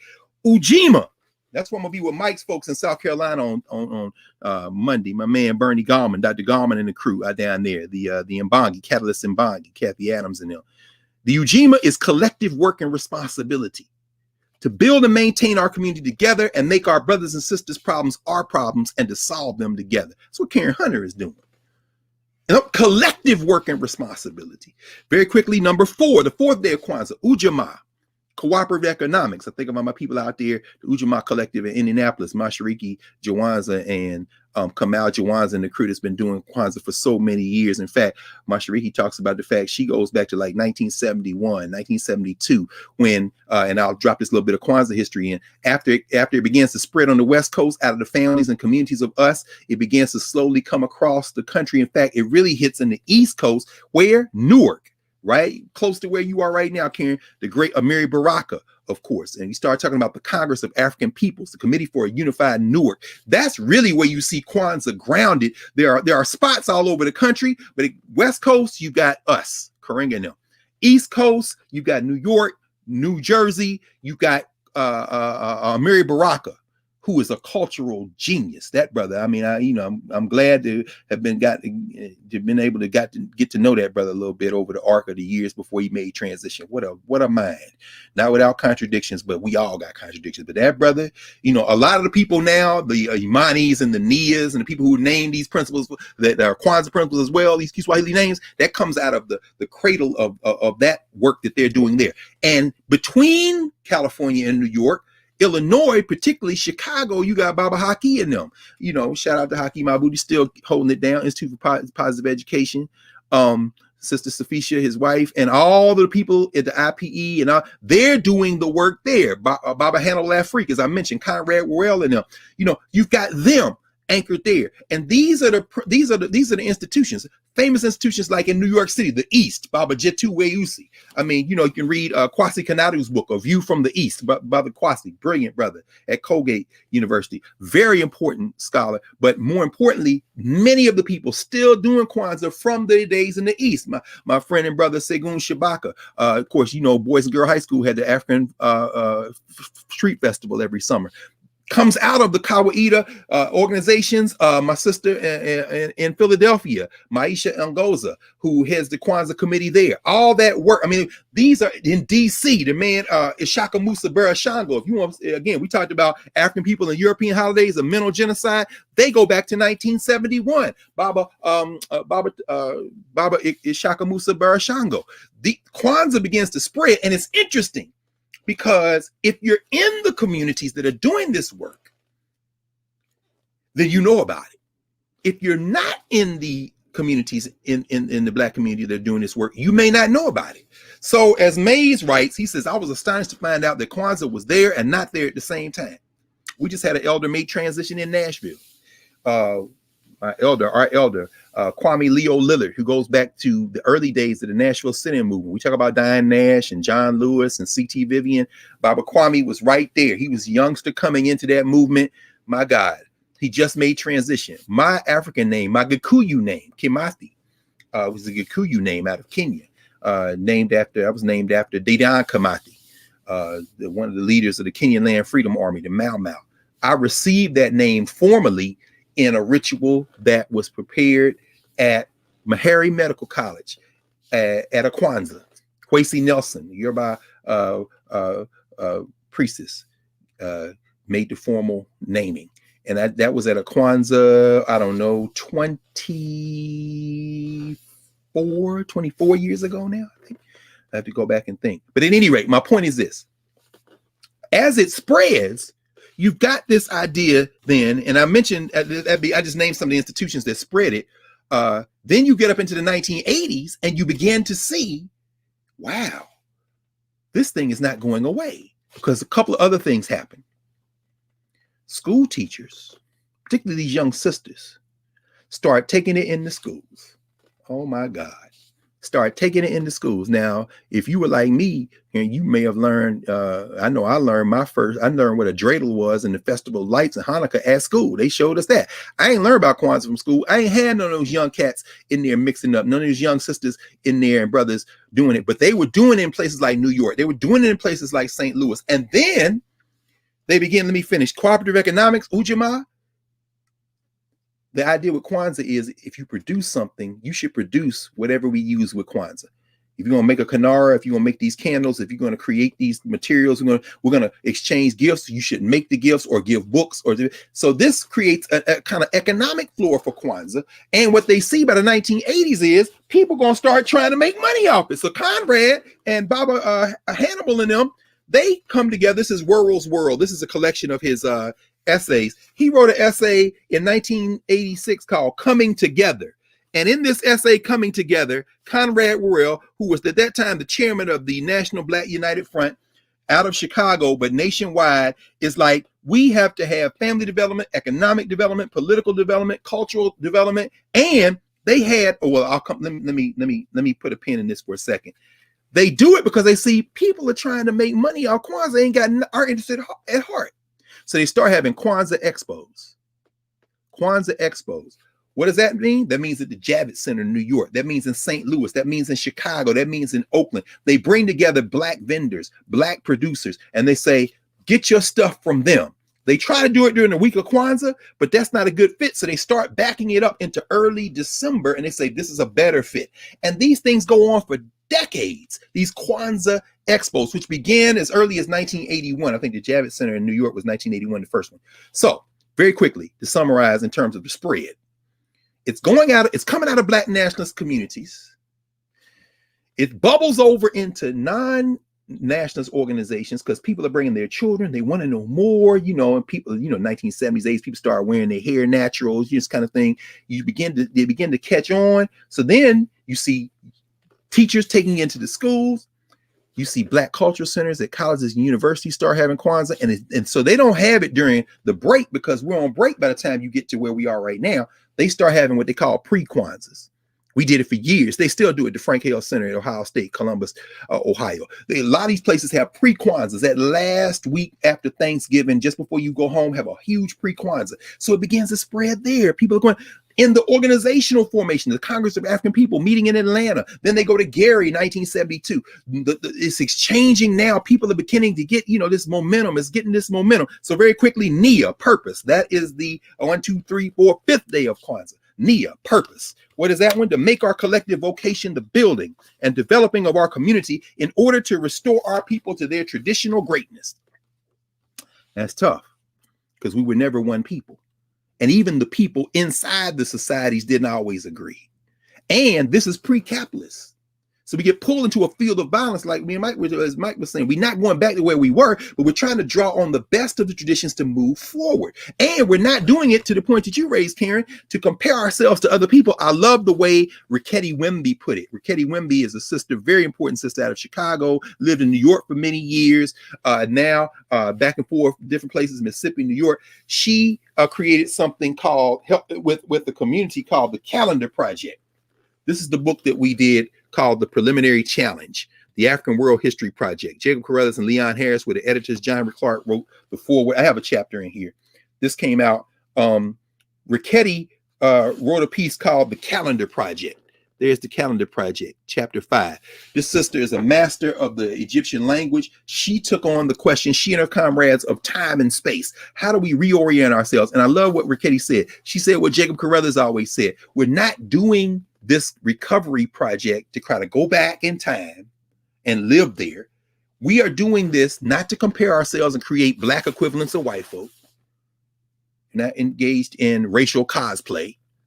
No, we are doing this so we can orient ourselves in the world, so that we can live fully in time and space, so that we can create a space to heal from the wounding and to move forward in human history in our full selves. That is no small aim. In fact, you could say that's the ultimate aim. So purpose, that gives us our purpose. It's very important to understand. Marcus Garvey, well, I'll talk about Garvey in a second. I'll go to the next two. Kuumba, creativity, that's the 6th night. To do always as much as we can and the way we can in order to leave our community more beautiful and more beneficial than we inherited it. How can you argue with that? If that is made up, then make it up. Please understand. This is what we're talking about, Kuumba, creativity. That means that people want to go back to where we were. No. Once you're grounded in the way we were, your mind will open up into new possibilities. Think about the song James Weldon Johnson and James Rosemont Johnson composed, Lift Every Voice and Sing.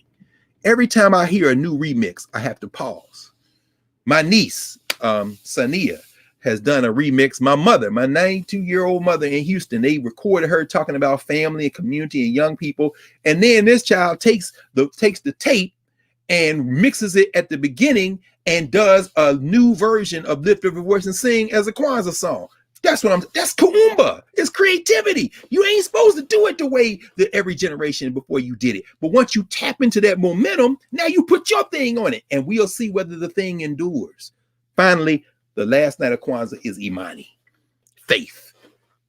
Imani, as in Imani Temple. Remember the brother who was here for many years in DC, the Black Catholic. To believe with all our heart in our people, our parents, our teachers, our leaders, and the righteousness of the victory and the victory of our struggle. Now, on the Imani night, the first Kwanzaa, they did an all-night party. It's usually where you have the feast. They have citywide Kwanzaas. I got my name at a citywide Kwanzaa. My mother was elevated along with several other elders as a queen mother about 15, 20 years ago at the Nashville citywide Kwanzaa, Baba Umar Jute. And big citywide Kwanzaa, DC, which is why I was going to, this is the other one I said. This is the DC guide for the citywide Kwanzaa. They recognize the ancestors. You pour libation, you recognize all the ancestors that made transition during that period. And then every night, somebody else takes a day of Kwanzaa in the citywide Kwanzaa in DC, or what they call Banneker City. Same thing in Baltimore, same thing in Philly. That's what Maisha and them do. It's all, same thing in Atlanta, Baba Jamoke and the folks down in Atlanta. Same thing in Indianapolis. On the front page of the Indianapolis Star last year, Sister Mashariki Jawanza, in cooperation with Indianapolis Public Schools, Indianapolis Library, she was made the Queen Mother of Kwanzaa. And there's a big picture above the fold the next day. Why? Because it's mainstream now, which presents then a bit of a challenge. Let me wind this to a close. I know I went on with this. This is what Conrad was talking about in World's World. Conrad's thing was, look, when they had their Karamu Ya Amani on January 1st, they attract 2,000 people. They were attracting 2,000 people back in the 80s in Chicago. You have these huge kind of feasts.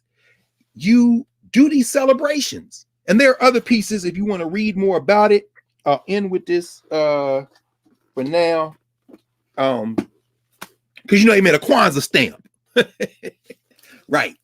This is the Kwanzaa official book. This is they did 2 editions. This is the commemorative edition, not the first edition, but the one when they released the stamp, the U.S. Post Office. This is the one that Dr. Karenga wrote. Kwanzaa, a celebration of family, community, and culture. Now you'll notice here on the Kwanzaa stamp that you get that the colors of the flag, the so-called Pan-African flag, are black, red, and green. That's a slight variation on the original flag that was created by the Universal Negro Improvement Association and African Communities League of the World. That's Marcus Garvey. Amy Jakes Garvey, their children. In fact, Marcus Garvey Jr. just made transition in Florida. They had his funeral. We all attended on Zoom. We watched there, and they laid the red, black, and green flag over him. The colors of the UNIA flag, the Pan-African flag, are red, black, and green. Very quickly. Red for, Karenga talks about struggle, right? Red for the blood of the people, for struggle, our people with the unified, black for the people, and green for the beautiful future, the vision of the future, red, black, and green. Now, I said, why you need a flag? This story, and you'd have to go to the Marcus Garvey papers to see most of the details in it. But if you get the Garvey papers, volume 1 has some of the FBI documents where they were surveilling, talking about this flag. They saw it somewhere in 1918 in New York. They say it was a talk. Here's the thing. It was adopted in 1920 at the official UNIA meeting, Universal Negro Improvement Association and African Communities League of the World. There was a song that came out in 1920 called "Every Race Has a Flag But the Coon." Every race has a flag but the coon. Very popular. Will Helen and Fred Helf. It was sheet music for 30 years. For 30 years, this song was not only popular, they would sell out sheet music. It was all over the country. What a rave. It followed in the wake of another song published in 1896 called "All Coons Look Alike to Me." This is the coon sheet music. Y'all go on Google and look up some of these things. Look up the title, "Every Race Has a Flag But the Coon." Black people were livid. And you know what some Negroes said? Yes, coon music, but when Black people sing it and perform, there are jobs for Black performers. I want y'all to think about that in this Netflix generation. Is you're gonna make an excuse for a culturally inferior product because you got some jobs? No, the song is "Every Race Has a Flag But the Coon." So what happens? You see arguments in the Black press. Henry Arnett, whose father, Bishop Arnett, was the 17th bishop of the AME Church. Henry Arnett is at Wilberforce. He said, we should get us a flag. We should give us a flag, and we should put the pictures of Frederick Douglass on it and Booker T. Washington, and we'll put a tree on it. And then Black people start writing back in the press, "Fool, you got a flag. It's the American flag." What? Yeah, nah. In fact, if you want a flag like that, why don't you make the flag and give it to Monroe Trotter? He's a man without a country, because Trotter has been beefing with Woodrow Wilson and Booker T. Washington and them. He ain't got no country, so give him a flag. But then you see that the U.S. flag is being embraced around the same time by the Klan. That's the flag of white supremacy. I'm not a flag waver. In fact, if you're going to show me an American flag, I kind of like the one that David Hammond. Let me see if this is Dave. Do I have David Hammond here? No, this is actually Faith Ringgold. This is from the exhibition catalog Soul of a Nation. This is the British version. They did one in America too. But you see how they use red, black, and green. This is Faith Ringgold, who's still alive, the great artist. You see, she's got one here called the Black Nation. She's dividing up and got the names of where black people live, the United States of Africa. She said, we ain't got to go back to Africa. We can do it right here. Now, the one I'm thinking about is the one you've seen, Karen. Everybody has probably seen it. And I'll kind of end with this so we can clean up. David Hammond. If you're going to show me an American, I got a big one like this somewhere in storage. That's David Hammond's one. That's the one that's owned by the Metropolitan Museum of Art. But I think it may have been on display at the Studio Museum here. In fact, this catalog is from the Studio Museum in Harlem. But yeah, I mean, red, black, and green, right? As Roy Ayers in Ubiquity, my man Baba Kaba, soul singer who does a show here in DC on WPFW. He starts his show every Monday afternoon with Roy Ayers and Ubiquity. Red, black, and green. If you think about it, you know what I mean. Y'all probably know that song. Boom, boom, boom, boom, boom. Roy Ayers, red, black, and green. So when you have Kwanzaa, you had a red, black, and green. So you end with Imani, you end with the big feast, you end with the community recognition. Now politicians be coming to Kwanzaa. You always pour respect to the ancestors. We'd be doing it right now in New York if we hadn't had this plague. And all of this then together becomes a ritual moment that joins with Juneteenth, Emancipation Day, Black History Month, Martin Luther King birthday, Malcolm X birthday, all of the times that we have created these spaces, not just in response to these white spaces, or not just black ways of marking moments of being together during white holidays, but as a place where we can begin to theorize, as Jacob Carruthers would say, turning the world right side up. That's why this Africa, people say that Africa is upside down. There ain't no up in space. So you can look at it like this, or you can look at it the way the Egyptians had the word for it and go up into Africa. That's why our brother Osbert Ford, who is just became an ancestor out of Chicago, incredible artist, brother Osbert, Baba Osbert, created that cover for the book that we published. So I'll stop with that. Ooh. Thank you. Oh no, thank you. No, this is our last class of the year. Ironically, several months ago when we started this, we were doing it and taping it. It's the exact same, by the way. And then I would post it, and we did a bunch of little ones. And I said, I'm going to save the one for January 2nd for John Hope Franklin's birthday, because we did a whole thing on John Hope Franklin. And I posted that like 5 months ago, scheduled it. And I looked at because now it's a thing, this class. And I was like, wow, January 2nd. Interesting. Look at the ancestors. So well, I should mention this. We missed a couple of things. Just very quickly, this is 30 seconds. Last Saturday was Carr G. Woodson's birthday. We both blanked on it. I know. Shout out to the Association for the Study of Afro-American Life and History. They did a great ritual. There's a brother who plays Carter Woodson. If y'all look for him on YouTube, it will knock your socks off. He's literally playing Carter Woodson, but you feel Woodson, and he's using Woodson's words. So we whispered, Chancellor Williams, Bentonville, South Carolina, with my man Cedric. Cedric was the director of our freedom schools for many years in Philadelphia. He's coming in. So it's coming. Good. Oh, beautiful. Don't. So that's Chancellor Williams. Sheikh Anta Diop, his birthday is this coming up week, the great Senegalese scholar. And then finally, the day before John Hope Franklin was born in Renterville, Oklahoma, John Henry Clark, the other, was born in just outside of Union Springs, Alabama. So Clark and John Hope Franklin, who we kind of think of in tandem, both come in the world those first 2 days of January. Well, we honor them. And then coming back from the new year, hopefully we'll have an announcement. And I just want to thank everybody in here. Thumbs up. I see y'all. We got folk in here from, I just was writing it down. Linda Brown from Kigali. I hope I'm saying that right. Rwanda. Oh, Rwanda. Yeah, we got folk in from London, Bermuda, someone from Benin, Nigeria. And let me welcome in my brother Sed, who said he's in Brazil. And now you just told me you know him. And again, this is random. I'll just say, we have a spot open. Let me know if you want to ask a question. Harriet DMing me, randomly. And let me welcome Sed in. Brazil. Welcome to In Class with Carr. Sad. Look, Let me see. How am I say? What do you say? Boardia? I don't remember.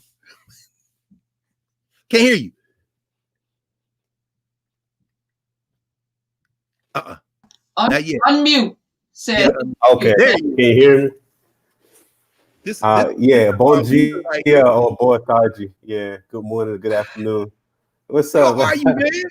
I'm good, man. How are you? Man, that's the age. Man, who did that art behind you, man? Over your left shoulder. The one over the left. Oh, that's a Sada poster.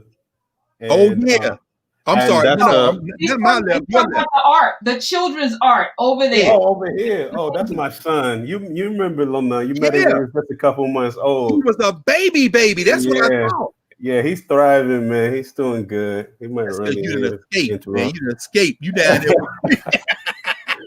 Hey, man, I just went to another farm, man. Really? Basically. Yeah, I just went to another place to serve. For those of you who don't know, man, this brother right here for many years led Philadelphia Freedom Schools. He started in the Children's Defense Fund Freedom Schools as a student in South Carolina, but he was the center of our Freedom Schools work, man. Wait till Anshere and Shanice and all them find out. You know, he's still doing things.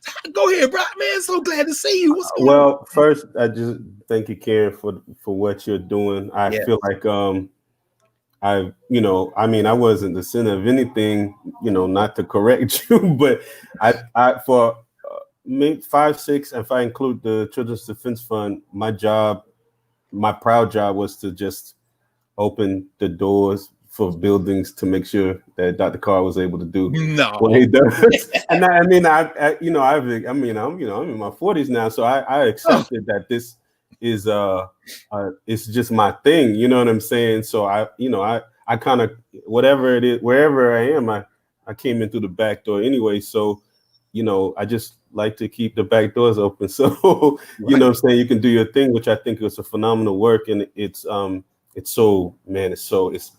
equally bizarre and amazing to watch this happening right now and to hear all the names of the places that Karen was calling out that are watching you, continue to do this work. So thank you, Karen, for thank you. Hey, Ted, what you doing down there, man? I'm gonna just ask him. I'm just gonna ask you, like, because Brazil is on fire. There's a lot. No, seriously, there's like some serious civil rights, egregious things going on in Brazil, particularly as it relates to Black people. Brazil has more Black people anywhere in the diaspora outside of the continent of Africa herself. And Black people are under siege in Brazil, and no one's really talking about it. So, I don't know if it's safe for you to talk about, but can you give us a little bit of like what's happening in Brazil right now, especially as it relates to Black journalists and activists? Yeah, sure. No, I mean, I can pretty much say what I want. So, it's it's kind of my job to do that. Because it's an interesting sort of thing to travel and to exercise your Blackness in different places outside of your own country. It's just really interesting. It's kind of a mix of like time traveling and traveling through dimensions at the same time, because I'm not their Black. They don't always know it when I meet people on the street. I'm dressed like everybody else. They think I'm their Black. When they find out I'm not, I'm somebody else's Black, then they kind of got to respect my imperial masters or whatever. It just becomes different. They treat me different. It's very much the same way of traveling to other places as with an American passport.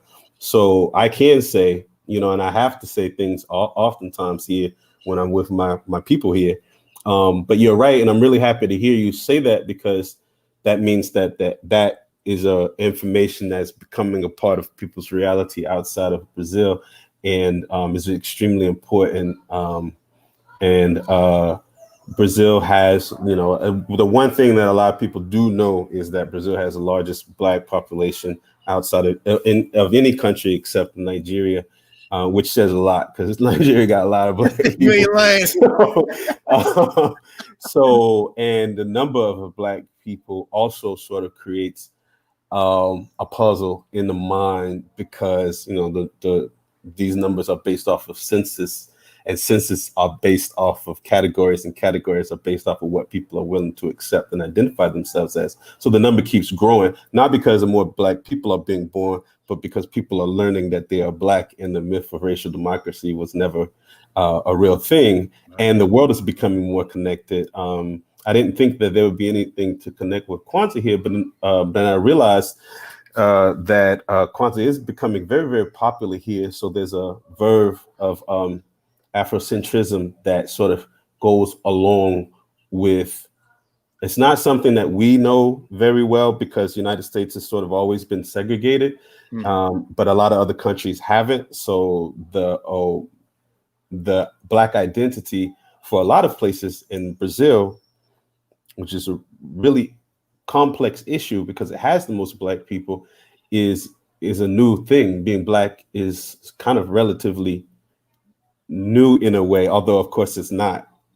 But the Black identity, the social identity, is new. And so, you know, it really is just sort of the result of different paths from enslavement and emancipation. And so the one drop rule was basically reversed and sort of flipped in Brazil than in the United States. And so that's a way to sort of begin to explain why people are sort of coming into Blackness here now, although they've always been Black. So there was integration in the myth of the racial democracy is one that has a very long history of sort of painting miscegenation and racial mixing as a sort of paradise of racial, basically no race, although a very strong racial hierarchy existed the whole time.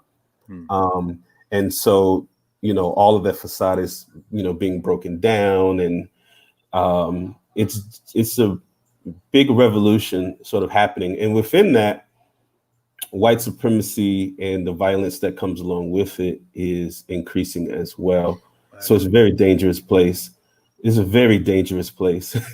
That's all I can say. And some of it is state abetted, state terror. I mean, it's yeah. State, right?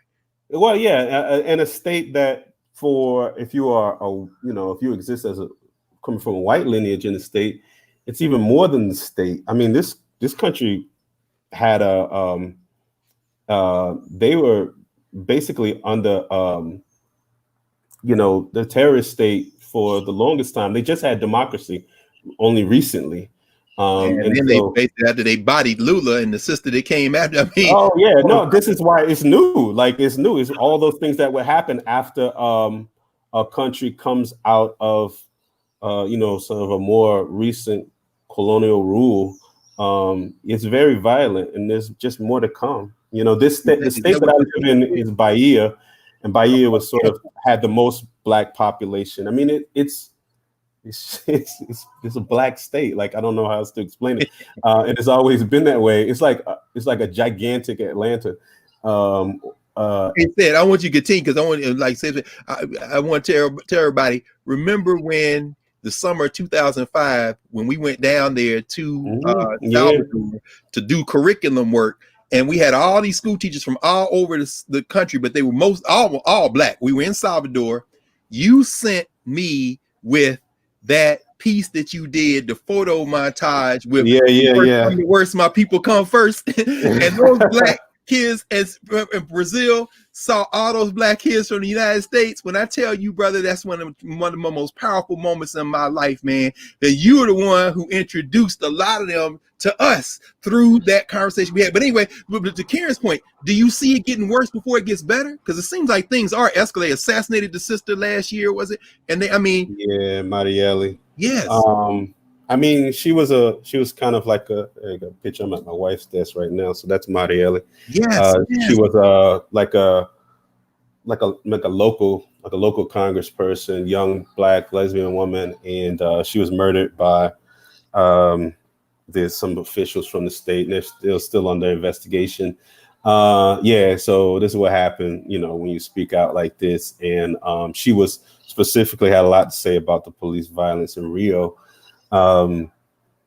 It's a thing, man. You know, I'm a Black guy, grew up in the United States. happy to have all these milestones and have all these war stories or whatever. And when I get here, it's not even remotely close. It's just like it's a whole nother level of gangster. You're real. And so it just sort of, to see people embrace their blackness, it just tells you a whole lot about what it must mean and what the other choices are. And so it, for me personally, it gives me a different sort of view. I have to sort of adjust my compass and my, square to as where exactly is the center of blackness on the globe. And I believe that it's not necessarily in the United States. I don't necessarily think black North Americanness is the center, or necessarily needs to be the center right now of the sort of black global view of the future. If it's talking only to people who identify with other black people in the globe, right, no question. Hey man, let me ask you, do they have, is there any echo or continuing connection with Habilidades dos Nacimiento and the work that they did back in the 50s, 60s, and 70s, the Black theater movement, Black art? Yeah, definitely. I mean, these are a lot of their cultural, sort of their cultural pillars in a lot of ways. There's a lot of reference back to it. I think it's sort of hard to sort of calculate this based on how we see things, because I'm the first in my family to go to college, but most of the people that I know have blacks in the United States have sort of a long history of this type of thing. But here, blacks were only able to begin to even be able to go to college, in the last 20 years and graduate school and whatnot. So as far as people writing about it and sort of contextualizing it this way and archiving and just sort of telling the story of folks like Abigius, it's new. But that doesn't mean that the work that they did, it doesn't exist in the cultural sort of world, because it does. It's what makes up. It's the source of sort of the reference of blackness. But it's kind of like moving. It's like a little bit of a quantum leap, because if you ask a young person, they'll have that, but they also have the internet and they have the whole world as their black reference and the things that they create too. So it's an interesting sort of moment. You really got to be flexible with how you view how things are supposed to progress when you look at how people, especially younger generations, grow into their black politic, because it's not as simple as just sort of reading the history. And it includes things like music and other types of cultural references. And you have this generation of new scholars too, who are in the university, but that are in a very precarious position because the government is trying to basically eliminate all of those social programs that have only existed for less than a couple decades. Yeah, I remember that Lula brought in. It just happened. It just happened.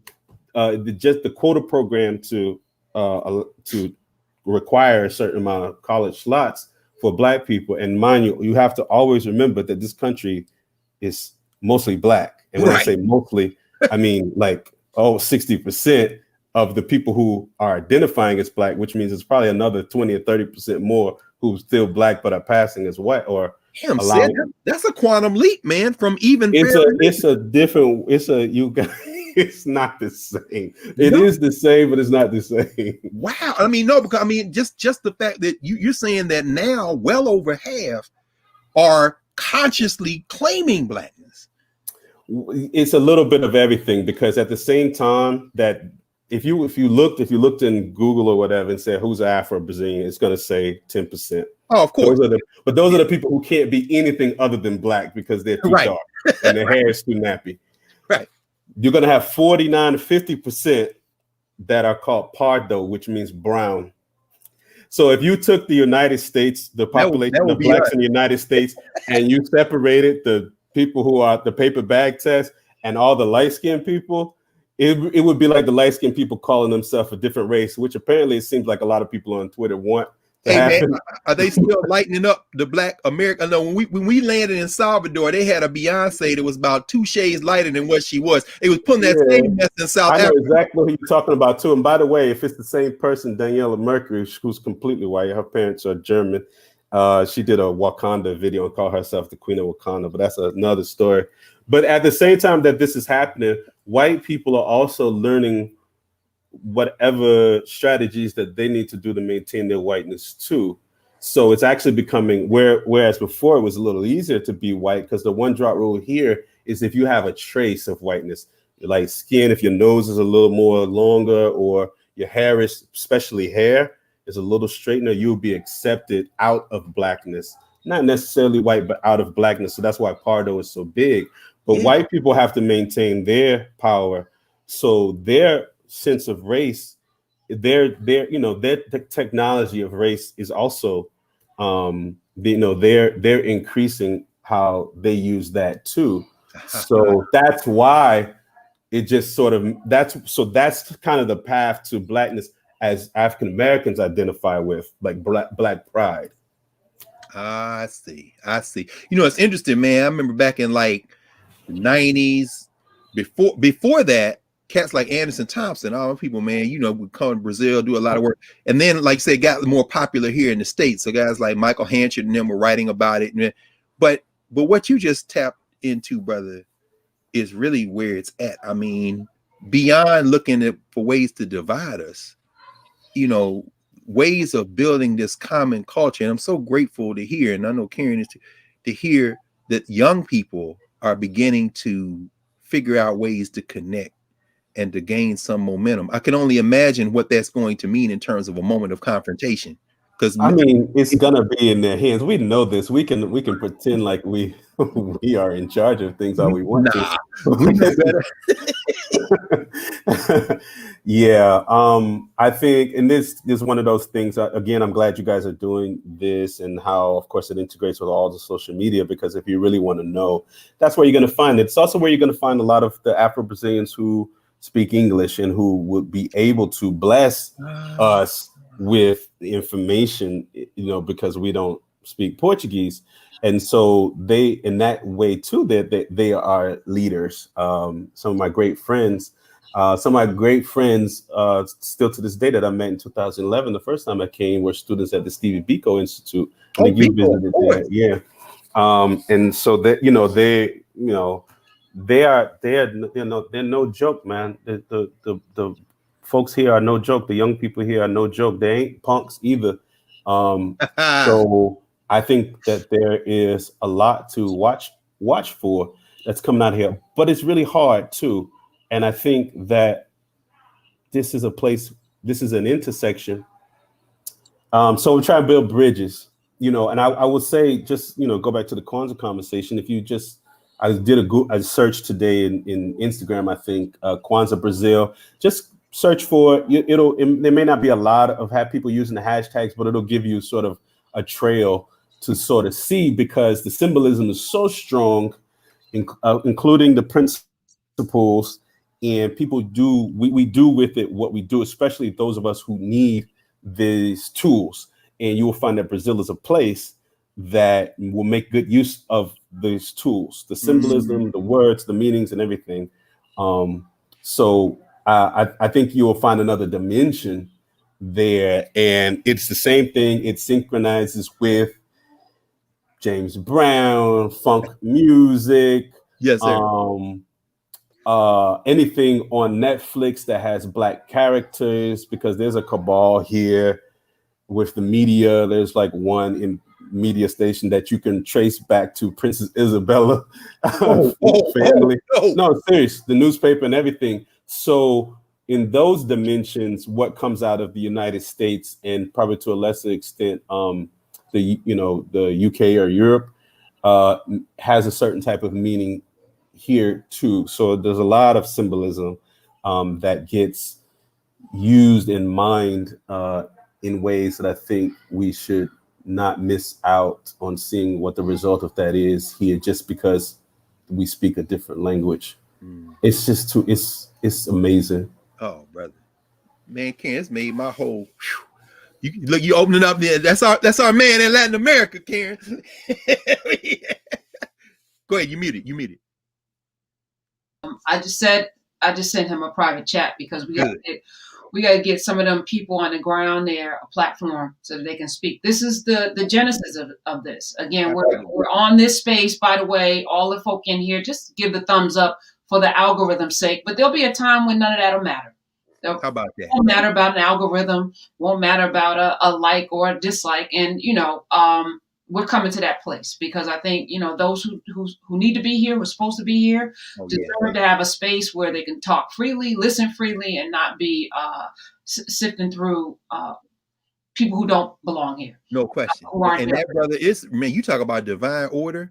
That brother right there, his partner, their child, they were at one of his students. She's now on faculty at Bowie State. She got her PhD at Ohio State. One of our students came out of Freedom Schools. And that's the last time I seen him. We went to Emmanuel. He's from South Carolina. Emmanuel AME Church, where Dylan Ruff shot up them folks. His wedding was there. I poured libation at that wedding. Clementa Pinckney. I'm saying that brother right there is one of the great creative geniuses, and he is as good as gold. And like you said, the next generation. Last week, Karen, when you had Kathleen Collins' daughter on, you sent me to the bookshelves because these are the two books that she published, right? Notes from a Black Woman's Diary. That's a lot of her writing, collected works, and then her short stories, whatever happened, Generational Love. So, Kathleen Collins was real good friends with Haile Garima. I did not know that. Oh yeah, they were very close. And so, in fact, she lectured at Howard. Haile, I think Haile's got some footage of that. But this is the energy that Kathleen Collins had. I mean, just tearing those walls down, and to hear, man, yeah, the ancestors are in charge of this, right? And that was through a friend of mine who is representing her daughter. It's like her mom had a film that didn't come out, and then there are no mistakes. All right. And let me thank again everybody who's in class today. We will not be in class live next week, but we will have a class. So, Yay, that's right. Because we have some stuff to do between now. Yeah, we gotta get some stuff. Right. Let me bring in Marvin and Michelle. Are they ready? Yes, yeah, we're ready. Hey, what's up, y'all? What's happening? How are you? Can you see? Oh yeah, I want to know what those flags are behind you, man. Oh, I was in the military, and it's just for when I was going away, when I would move to a different place, they give you stuff. What branch is? I don't know that. I was in the Air Force for 20 years. Oh, okay, Air Force. That's the second week in a row we had some folks with the Air Force. Y'all in that tough branch. I ain't trying to say nothing about the rest of them. How y'all? Where are y'all? Where y'all at? Right now we're in Morristown, New Jersey, just outside of Philly. Oh yeah, no question. Yeah. I'm originally from Passaic, New Jersey, which is close to Newark, right? Karen's area. I can hear it. We said Karen. That's it. Well, you know what? Also, we probably crossed paths before because you always mention First World Alliance, African Echoes. Listen, I was there, backpack. I went by myself because most of my friends didn't want to stay. So I stopped taking them and I would just go by myself to get the knowledge and the information. In fact, in Passaic, we had Mount Moriah Church, and many of your mentors and friends would come and teach. Dr. Jeffries, Professor James Smalls. Smalls, the man. Absolutely. Rosalind Jeffries. Oh, yeah. And many others. So we basically would have them. You would get, going back in the day, Bob Law. Oh, you had Bob Law? Well, we had they would just come through. I mean, and Bob Law was why I was almost late to work every morning when I would work at the NAACP Legal Defense Fund, listening to Bob Law 3-4 o'clock in the morning. Yeah. Exactly. I'm a teacher. I've been teaching for about 31 years. Wow. High school, right in Passaic, and I also teach at college. I teach your subject, Africana Studies, philosophy, as well as U.S. history. Our subject, brother. What schools? Well, I'm at Ramapo College. Ramapo, yeah. I'm also at Union County College and Montclair State University. Oh, Montclair. Do you he's at Keene. Do you know sorry, James Conyers? I'm familiar with him, but I Yeah, don't know James him County, personally, but I'm very familiar with him. and my man at Essex County, started. He directs the Africana Studies Center there at Essex County, there in downtown Newark. Well, one of my mentors taught there for years, and Karen knows him, Dr. Linworth Gunther. He was Yes, Linworth. Lenny. Yeah, that's Yeah. Akil Califani. That's Oh what no, not familiar, but yes, but Dr. Gunther for sure. That was my mentor. In fact, I met him because one day one of my friends said this brother is speaking at the Paul Robeson Center at Rutgers. So I went there and I listened to this brother and I wrote him a letter. Within 3 days, he wrote me a letter back and said, listen, anything you want and need, just call me up. And we developed a beautiful friendship as a result of that. Robeson at Rutgers, the Robeson Center. Hey, Karen, watch this. Rutgers, the State University of New Jersey, was originally named the Queen's College. For Queen's College. For Queen Charlotte. But anyway. Wow. I just wanted to say, first of all, Gunther was the first, Dr. Gunther, the first person to ever awaken my mind at Drew University. He was the absolute first professor that made me think differently about the world. So I thank him. And Marvin, Michelle said, you don't celebrate Christmas, so this is your Kwanzaa gift to come in. Yes, it's my absolutely. This is my Kwanzaa gift. In fact, it's interesting. When I was about 18 years old, I was big on Christmas. I would send letters to Santa Claus every year, put it in the mailbox. In fact, my mother, God rest her soul, she basically saved the letters that they printed it in the newspaper. My letter to Santa Claus. But what I realized, I said, well, at some point, Christ left Christmas.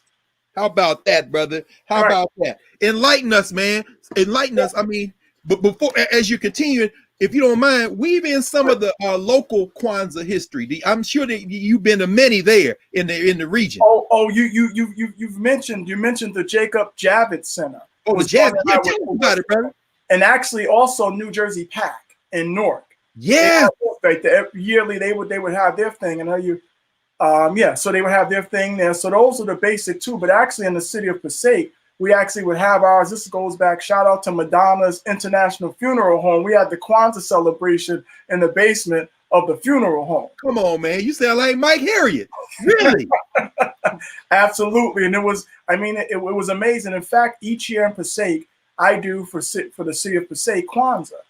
So we do a informational thing. Now it's interesting because it started off as one of my students, an Afro-Dominican sister. Yeah. Her mother called me to basically do it, and she found out about me because when I was teaching U.S. history at the high school, she said her daughter would come home every day because she wanted to go through the history books and prove me wrong. She said, but on the way, she learned so much about history. So she said she would always talk about me. So she called me and said, did I want to do Kwanzaa? And I said, absolutely. So I would do it at City Hall. It started small, and each year it gets bigger and bigger. Oh, this is beautiful. The citywide joint. People come from all over. It's a citywide, right? They do it at the City Hall, but also the NAACP also does it as well. Yes, sir. Yes, sir. So you've really seen it emerge and change over the years of the arc of time, and then being at the center of that work, man. What's your sense of how people are?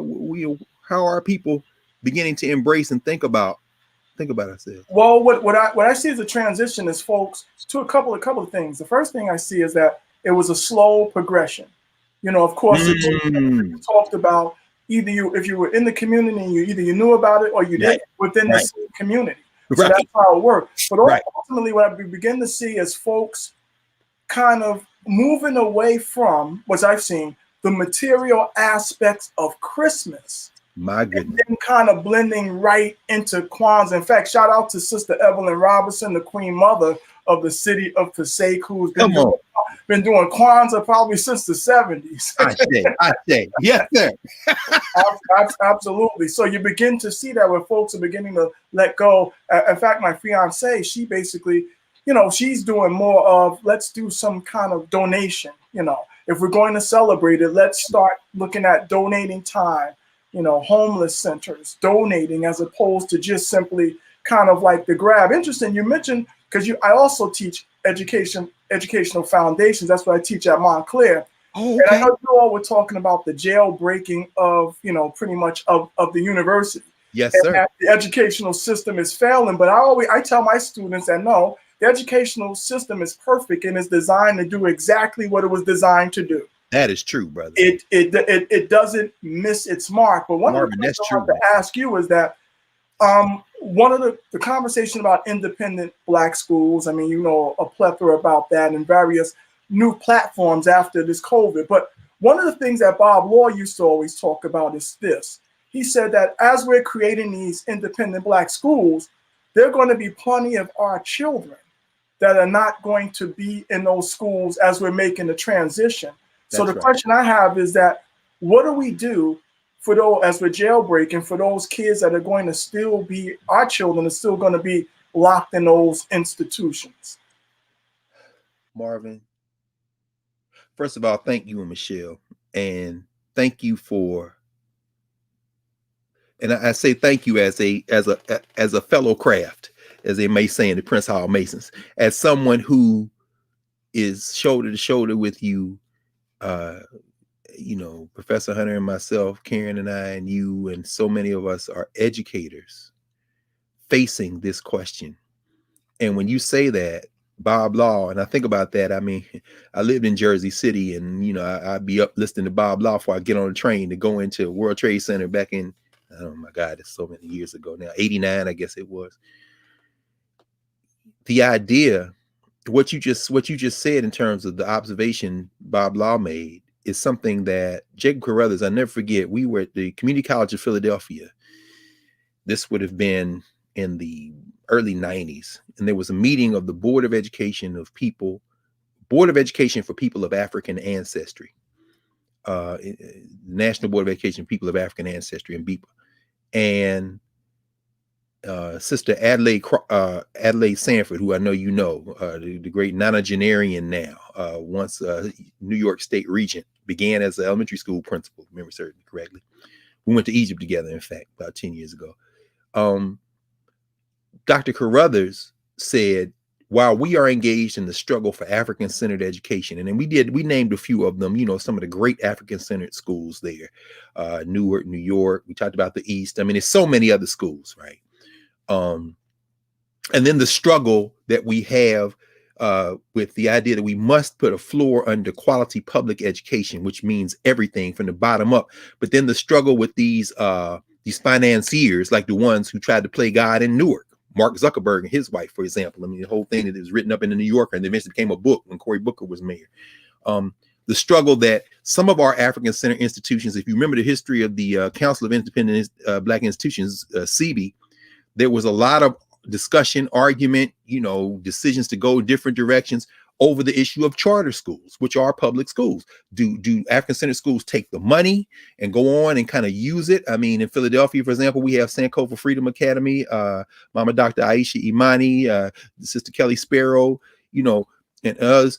We'll take the money. But then some of the African-centered independent schools said, no, that's a compromise. We need to, move in another direction. But Jacob Carruthers that night in Philadelphia, we were sitting there in the auditorium. He kind of gave opening remarks for the MBPA meeting. And he said, while we are fighting the fight for African-centered schools, we must never lose sight of the fact that the vast majority of our children are in the public schools, and they are beyond our institutional capacity and our reach at this moment. And I think finally what Karen has kind of laid out for us now and given us a glimpse of, and you picked up on it, Marvin, this jailbreaking concept. What we're doing now, we can do, and we will only get better at. And as Karen said, roll out another level and keep going and expanding so that our young people going into the schools, even as we wage war for our tax dollars to change public education, for us to get into every form of education and transform from inside out, where we can stage our work is what we're doing now. As Cedric said, these young people are all over the technology. If we can pull them in, the young sister, as you said, who, wanted to go prove you wrong, that's because you fired her imagination. So that her education was really taking place in many ways beyond what you were doing in the building. You touched her, and then she went out and did. That's really what we were trying to do with the Philadelphia curriculum, still trying to do. Get young people to ask different questions, and they will not be satisfied until they get different answers. And so I think you're modeling the way we begin it. And then when they come into space, they have to be met by teachers with that desire. Teachers like you, teachers like Karen and I trying to be, and so many others, Cedric, can we then meet them where they are and use that momentum to wash away the world as it was? Because I'll say this one final thing. Naomi Klein has been doing some interesting writing, among many others, since this pandemic hit. She wrote something this summer I shared with my Freedom School students, with our Freedom School students, on the Screen New Deal. These cats are already lining up to try to monetize this, what she's called elsewhere disaster capitalism. So, technology in every home, and we got curriculum for you. We're gonna, see, y'all ain't gonna miss a trick. You can try to pay yourself to do, but we're gonna beat you to the spot, to use a little basketball language. And by the time you get to where we are, we're already gonna be in jailbrokenness. But this is the way we have to think now.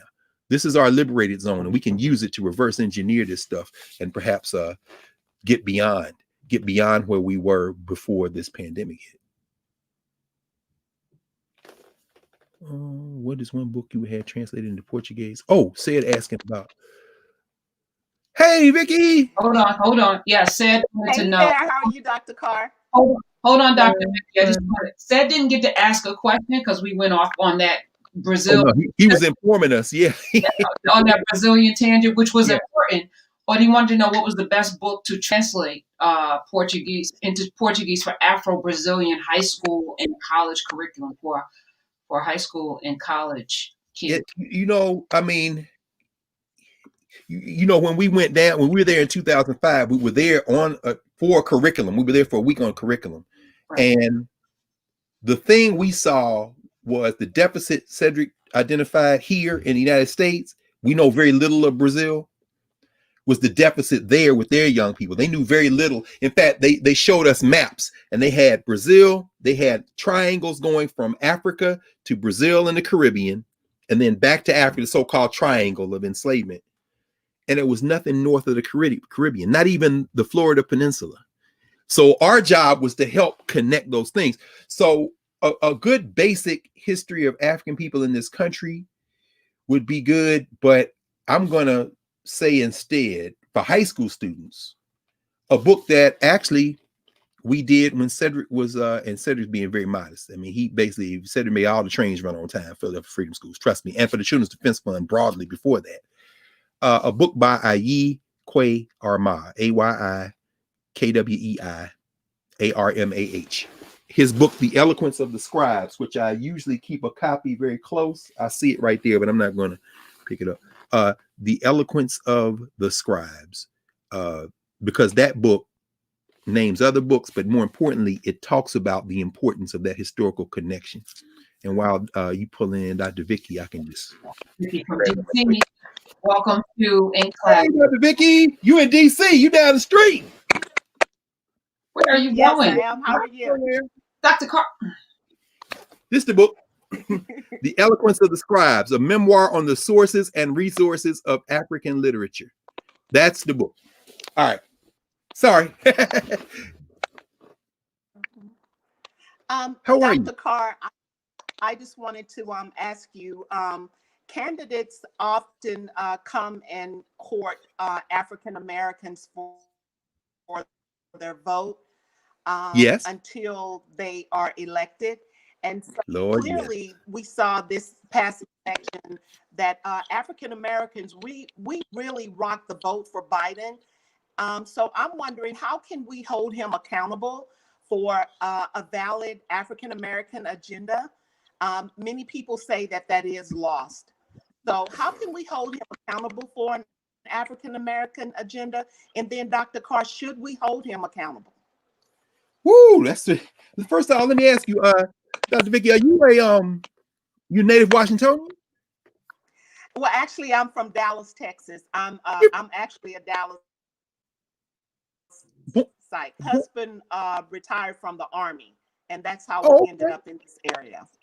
Dallas, okay. Dallas Fort Worth, okay. My man Jacob Carruthers was from west of Dallas, west of Waco, I think. One of them little towns. Y'all black down there.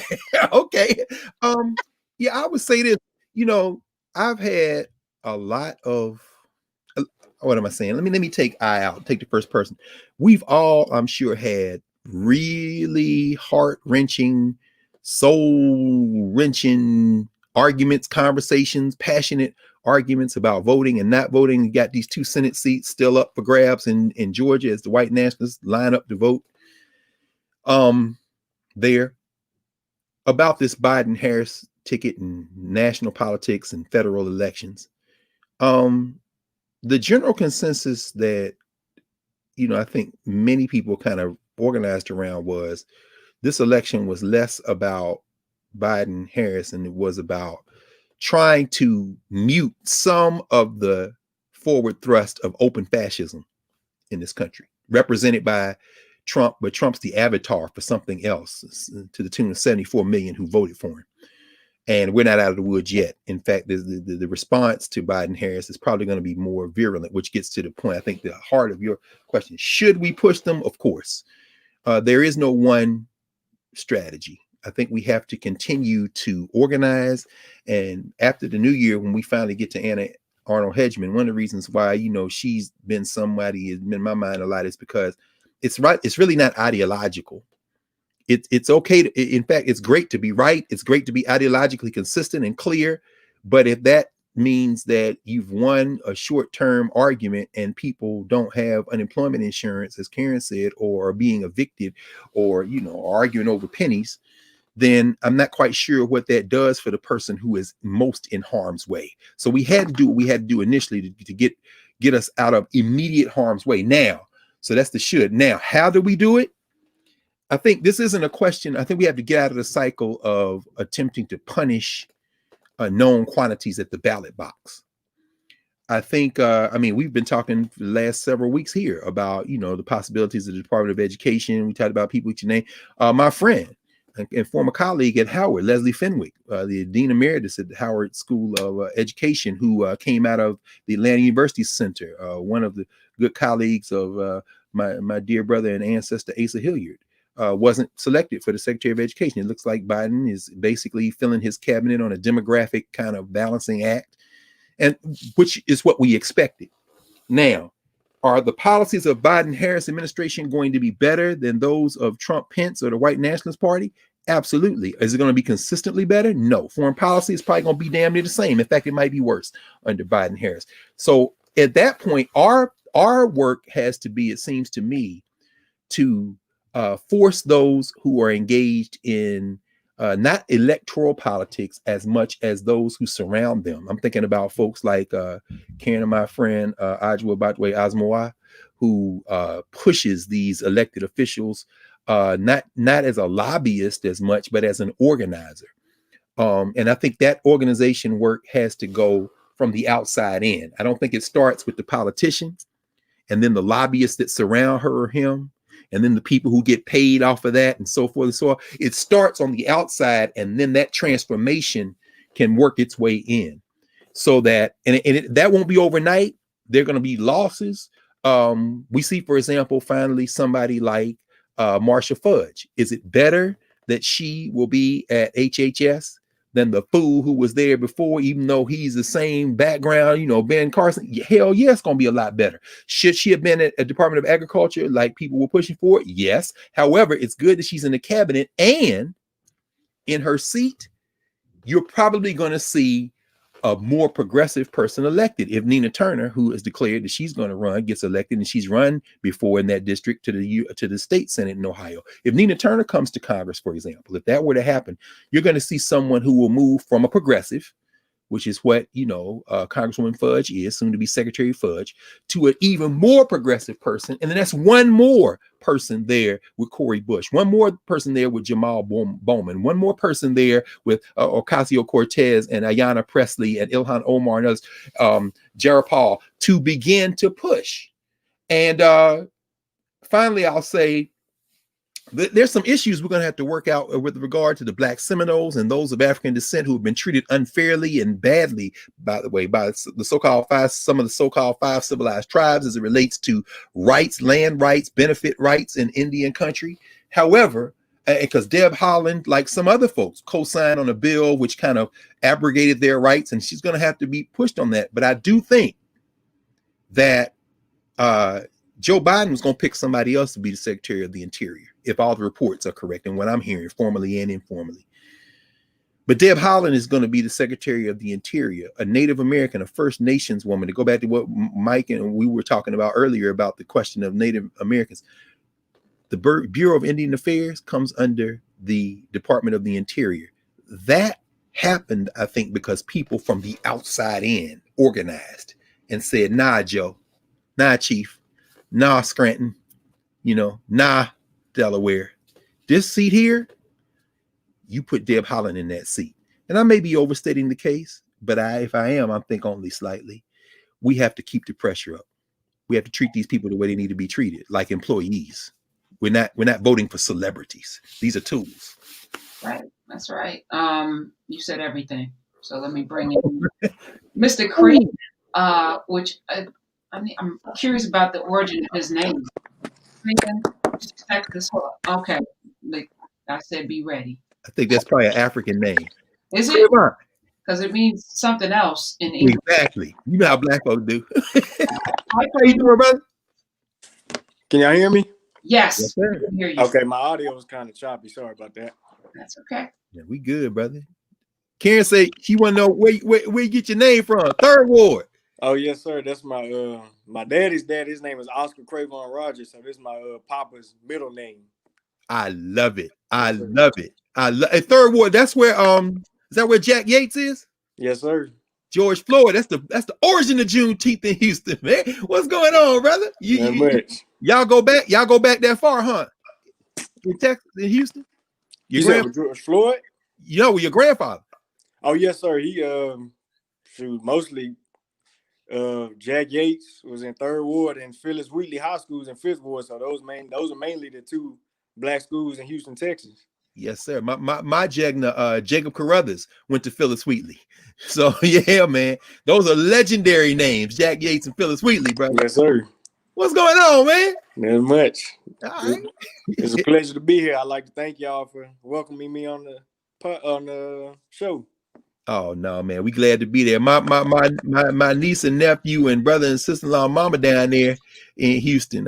Yeah, so y'all take care, man. I see this damn plague is the uptick down there. Y'all be careful, man. Yes, sir. It's part of which area they live in? What's the name of that boy's high school? Oh, I see the name is purple and something. They in one of those outlying areas. Anyway, I had to look it up. I know you know where it is, man. Yes, sir. I just see him and he call on FaceTime and I talk to him. They all disembodied. Man, what you doing down there, man? So I'm a ISS monitor at a Sugarland Middle School. Sugarland, yeah, that's where Tom DeLay used to be. Okay. He got in trouble. He was in the United States Congress years ago. Oh no, they in Missouri City. Okay, yeah, that's about 10 minutes of each other. That's what I thought. Yeah, I thought maybe Same area. I had to look it up. Yeah. Yes, sir. So now your duties include trying to keep the young people in line, huh? Yes, sir. What's the initial stand for? In school suspension. Oh yeah, I'm a graduate in school suspension, brother. Yeah. I was one of your students back in the day. What's your technique, man? You keep them in the room, try to keep them in the. I mean, how do you work? How do you do it now, man, with this plague going on? I guess. Well, of course, all the desks are socially distanced, so everybody has to keep. Damn, y'all in the building. Yes, sir. How many you got in the room? No more than 3 at a time. My God. Man? How long you been doing it, man? This is my first year. You're kidding. First year. So you getting some teaching in on the sly while you're in there? Getting some teaching and learning while I'm teaching also. That's what I'm talking about. Look, they say teachers doing God's work. You doing God's work, brother. Are they coming to class? I mean, are they coming to the building? Yes, sir. Yes, sir. Okay. We got about 400 or 500 students in the building. Whew. Good Lord. How many y'all got? How many ISS folk you got? Well, it varies on the daily. I might have one throughout the week. I might have two. It just depends on how the students are acting from a day-to-day basis. I see. Yes, sir. That's serious work, man. Anyway, I know you came in to ask a question. I'm sorry. Karen, don't get me. Go ahead, bro. I'm sorry. Go ahead, Crayon. Well, so I graduated from Morgan State on football scholarship in 2017. Oh, you a Bear? Yes, sir. Yes, sir. And after I graduated, I started doing a little more research on Black history. And so my questions were, in 1965, the Department of Labor wrote a report titled "The Negro Family: The Case for National Action." Yep. And the opening statement for the first chapter is titled "The Negro American Revolution." And the opening statement says, "The Negro American Revolution is rightly regarded as the most important domestic event of the post-war period in the United States. There have been few other events in our history: the American Revolution itself, the surge of Jacksonian democracy in the 1830s, the abolitionist movement, and the populist movement of the late 19th century are comparable to the current Negro movement." So my questions are, number one, why isn't the Negro American Revolution taught in HBCUs? And two, how do we get the message about the Negro American Revolution? How do we get it talked about along to coincide with the Black Lives Matter movement, if not even more? I'll do the second one first, Crayon. First of all, thank you, man. I think what we're doing now, and those who are doing work like this, is the way we do it most quickly. Most quickly. The first question, how do we get it done in HBCUs? That's going to require a rethinking of the whole concept of HBCUs. W.E.B. Du Bois spent the better part of 50 years in conversations, public addresses, mostly commencement speeches at HBCUs, trying to argue for just this type of reconfiguration. Black colleges in many ways have become imitation white ones. Kind of employment training, this kind of thing, very necessary work, but the idea of a culturally grounded curriculum is a bit of a challenge. And what you identified, which most people know as the Daniel Patrick Moynihan report. And by the way, parenthetically, if you get a chance, check out the recent documentary. It's a couple of books on The Professor and the President is one on Moynihan, the Johnson administration, and subsequently Nixon and others. A couple of recent books on Moynihan, including one that came out on the 50th anniversary of the Moynihan report. But there's a documentary on Moynihan. It's a fascinating figure, himself, white dude, came out of poverty, working class, Irish, very interesting guy who drew on and was informed by, among others, some Black social scientists, like a guy who was at Howard for many years, E. Franklin Frazier. But the idea of the Negro Revolution wasn't something that the government, on one hand, others was looking at with joy and anticipation. It was something they were looking on with trepidation and fear. How you gonna manage this? Because really, during that period, and this is the period when Kwanzaa came into existence. I mean, the Panthers are the, you talk to some of those cats who are still around, they will tell you, those women and men, we thought the thing was about to go down. In other words, the revolution was here. The revolution has come, as the Panthers used to sing. The revolution has come. Off the pig, time to pick up the gun. Off the pig. No, it was here. So they weren't looking at it like this is a good thing. They're like, how do we manage this? I think part of that work that came out of the 60s going forward, there was a struggle at HBCUs. There was a struggle as students demanded Black curriculum. It happened at different places around the country. It certainly happened at Howard, 1967, 1968. Felicia Rashad and Debbie Allen, at the time undergraduates at Howard, were part of that movement. They want a Black curriculum. It sparked what they call now the Black Studies movement. However, what has happened in the 50 years since, is that two things. Black Studies has become, at the university level, Black and white, and there are very few HBCUs with Black Studies programs. Howard is one. It has become a place for the kind of disembodied study of Blacks. It isn't really Black studies as it was imagined. There's a distinction between Black studies and studying Black stuff. It's become a place where people kind of do career work, career advancement work. You know, they talk and write and go to confer and this kind of thing. So that's one thing. And the other thing is the curriculum wasn't transformed. So what you see at HBCUs now is almost in some ways the same kind of trajectory that sparked student unrest in the 1920s. In the 1880s and 90s, at places like Tuskegee and at places like, well, not Tuskegee, well, Tuskegee too. Yeah, absolutely. Tuskegee and Hampton, where students said, I came here to get education and y'all talking about painting and nails and praying, and I need something more empowering. And then in the 1920s, you see a revolt. Then in the 1960s, you see a rebellion. And then in the 1980s, you see something happening. So here we are in the 2020s, and students are coming. And as Cedric was talking about in Brazil, this rising swell of consciousness, there are elements of that now. So when you start talking about the Black Lives Matter movement and connecting it to the question of revolution that so scared the hell out of the federal government and a lot of other people in the 60s, I think the place to engender that type of study and connection and institution building is outside those formal structures. And the more we do work like this, the more students like Brother Marvin's student who went home to do work and came back, the more those students will move into those institutions and do what every generation of students has done when it comes to transforming learning spaces, which is transform those spaces by demanding a different type of education. We just had to be prepared for them. But I think it starts with this kind of work, because this is the work that we do with our time. This is how we spend that time, I think. Thank you, brother. Yes, thank you.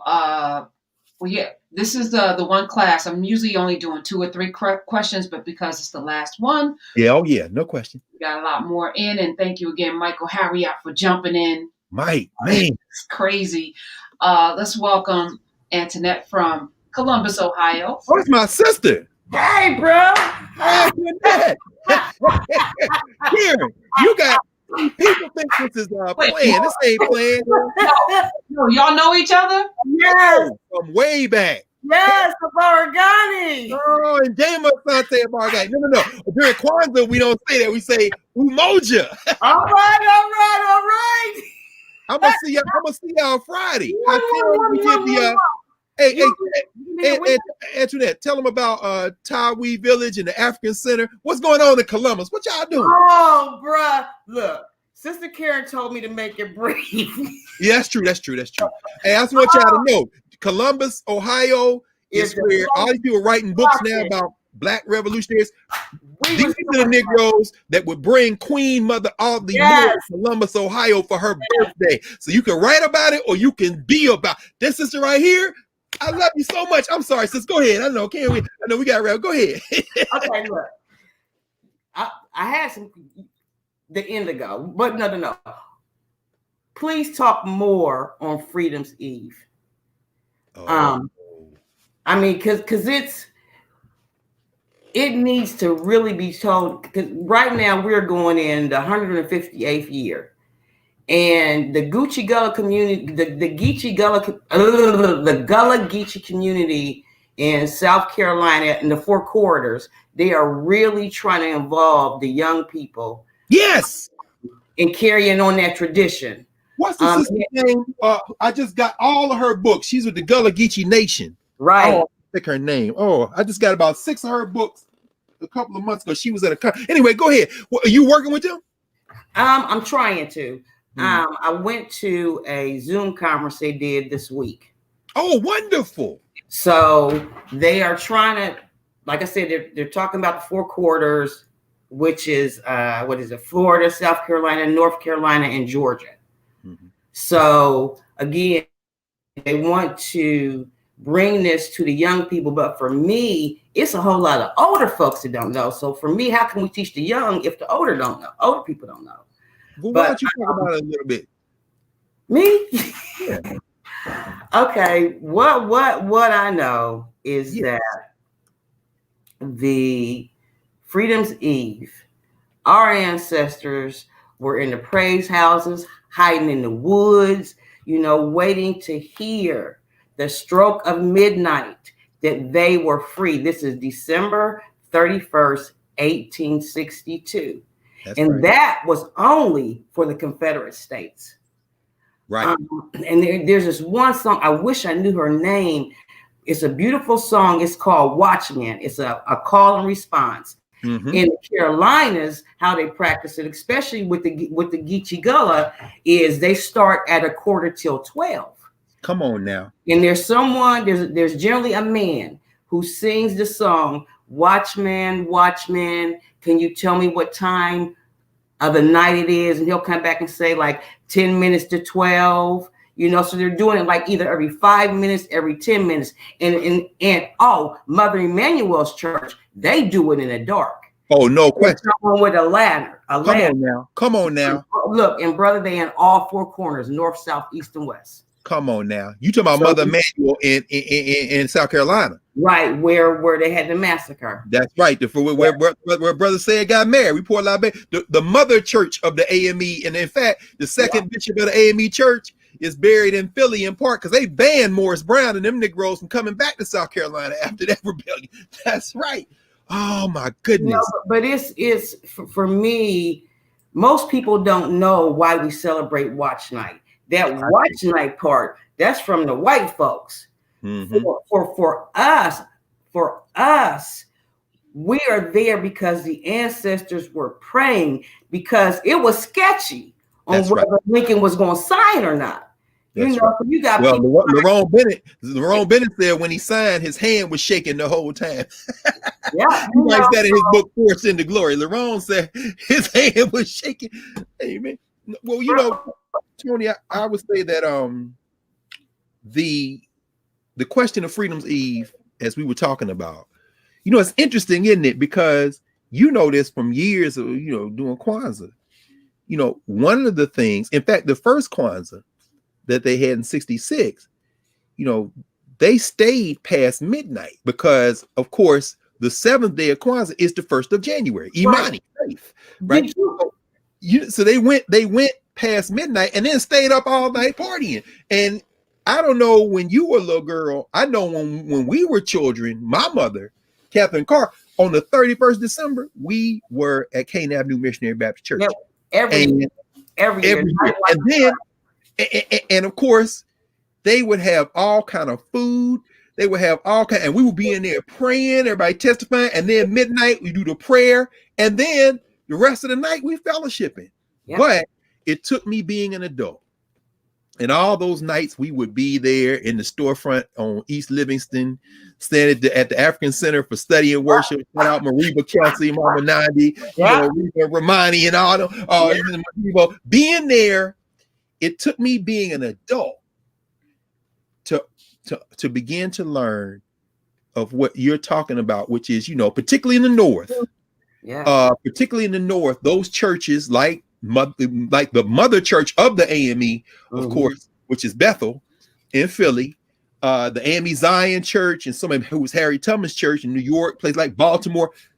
The Watch Night, as you said, they were there because Lincoln gave, as you said, gave the North, gave the South, gave those Confederate states 4 months to rejoin the Union. Yeah. He told them, look, that's what the Emancipation says. He signs it in September. He says those who were in rebellion to the United States January 1st, the people are free. First of all, you can't free nobody because they're going to have to free themselves because they're going to have to make that stand up.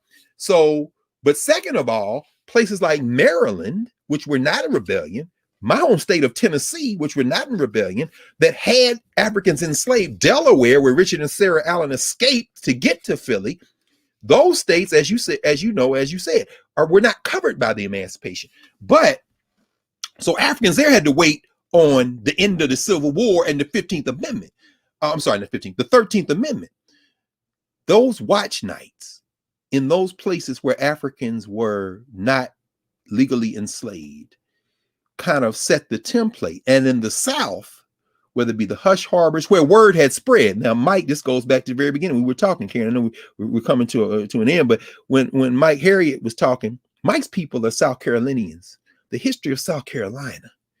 South Carolina is one of the first states the Union Army hits hard. Virginia, South Carolina, my sister Kalita Nichols Fairfax in Virginia, as they're slamming into those states as early as 1861, you've got Africans who are aware of this war, who are defecting, who are leaving the enemy lines. In fact, that's why this book is so important, Yuletide in Dixie. These slave mans, like Christmas time, it's going to be a damn slave rebellion down here. They terrified of Christmas and black people. But so they know about the Emancipation Proclamation, many of them, 62, fall 62. They are praying, they are in community, and it isn't because they think Abraham Lincoln coming riding down on a white horse. Even though many of them called him Father Abraham, that's not to diminish the fact that they venerated Lincoln, many of them, but many more of them understood that this was the moment to go back to the great historian, the brother who, you know, I didn't know him well, but I got a chance to spend some time with him and his wife, and both now ancestors, Rosemary, his wife, Vincent Harding. If you read his book, There Is a River, these Negroes, man, or the great Chancellor Williams's novel, Have You Been to the River, where he's kind of talking about this. They put a spiritual floor under the all-out physical war for liberation that this country and the social structure calls the Civil War. And Freedom's Eve, so to speak, becomes that day. I'll end with this.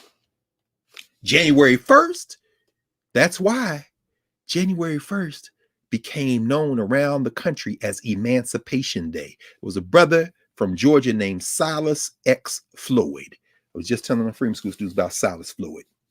Silas X. Floyd was a preacher. Silas X. Floyd came out of enslavement. Silas X. Floyd and his church, like churches all over this country, black churches celebrated Emancipation Day, January 1st. It wasn't July 4th, wasn't even Juneteenth. It was Emancipation Day, before the end of the Civil War, January 1st.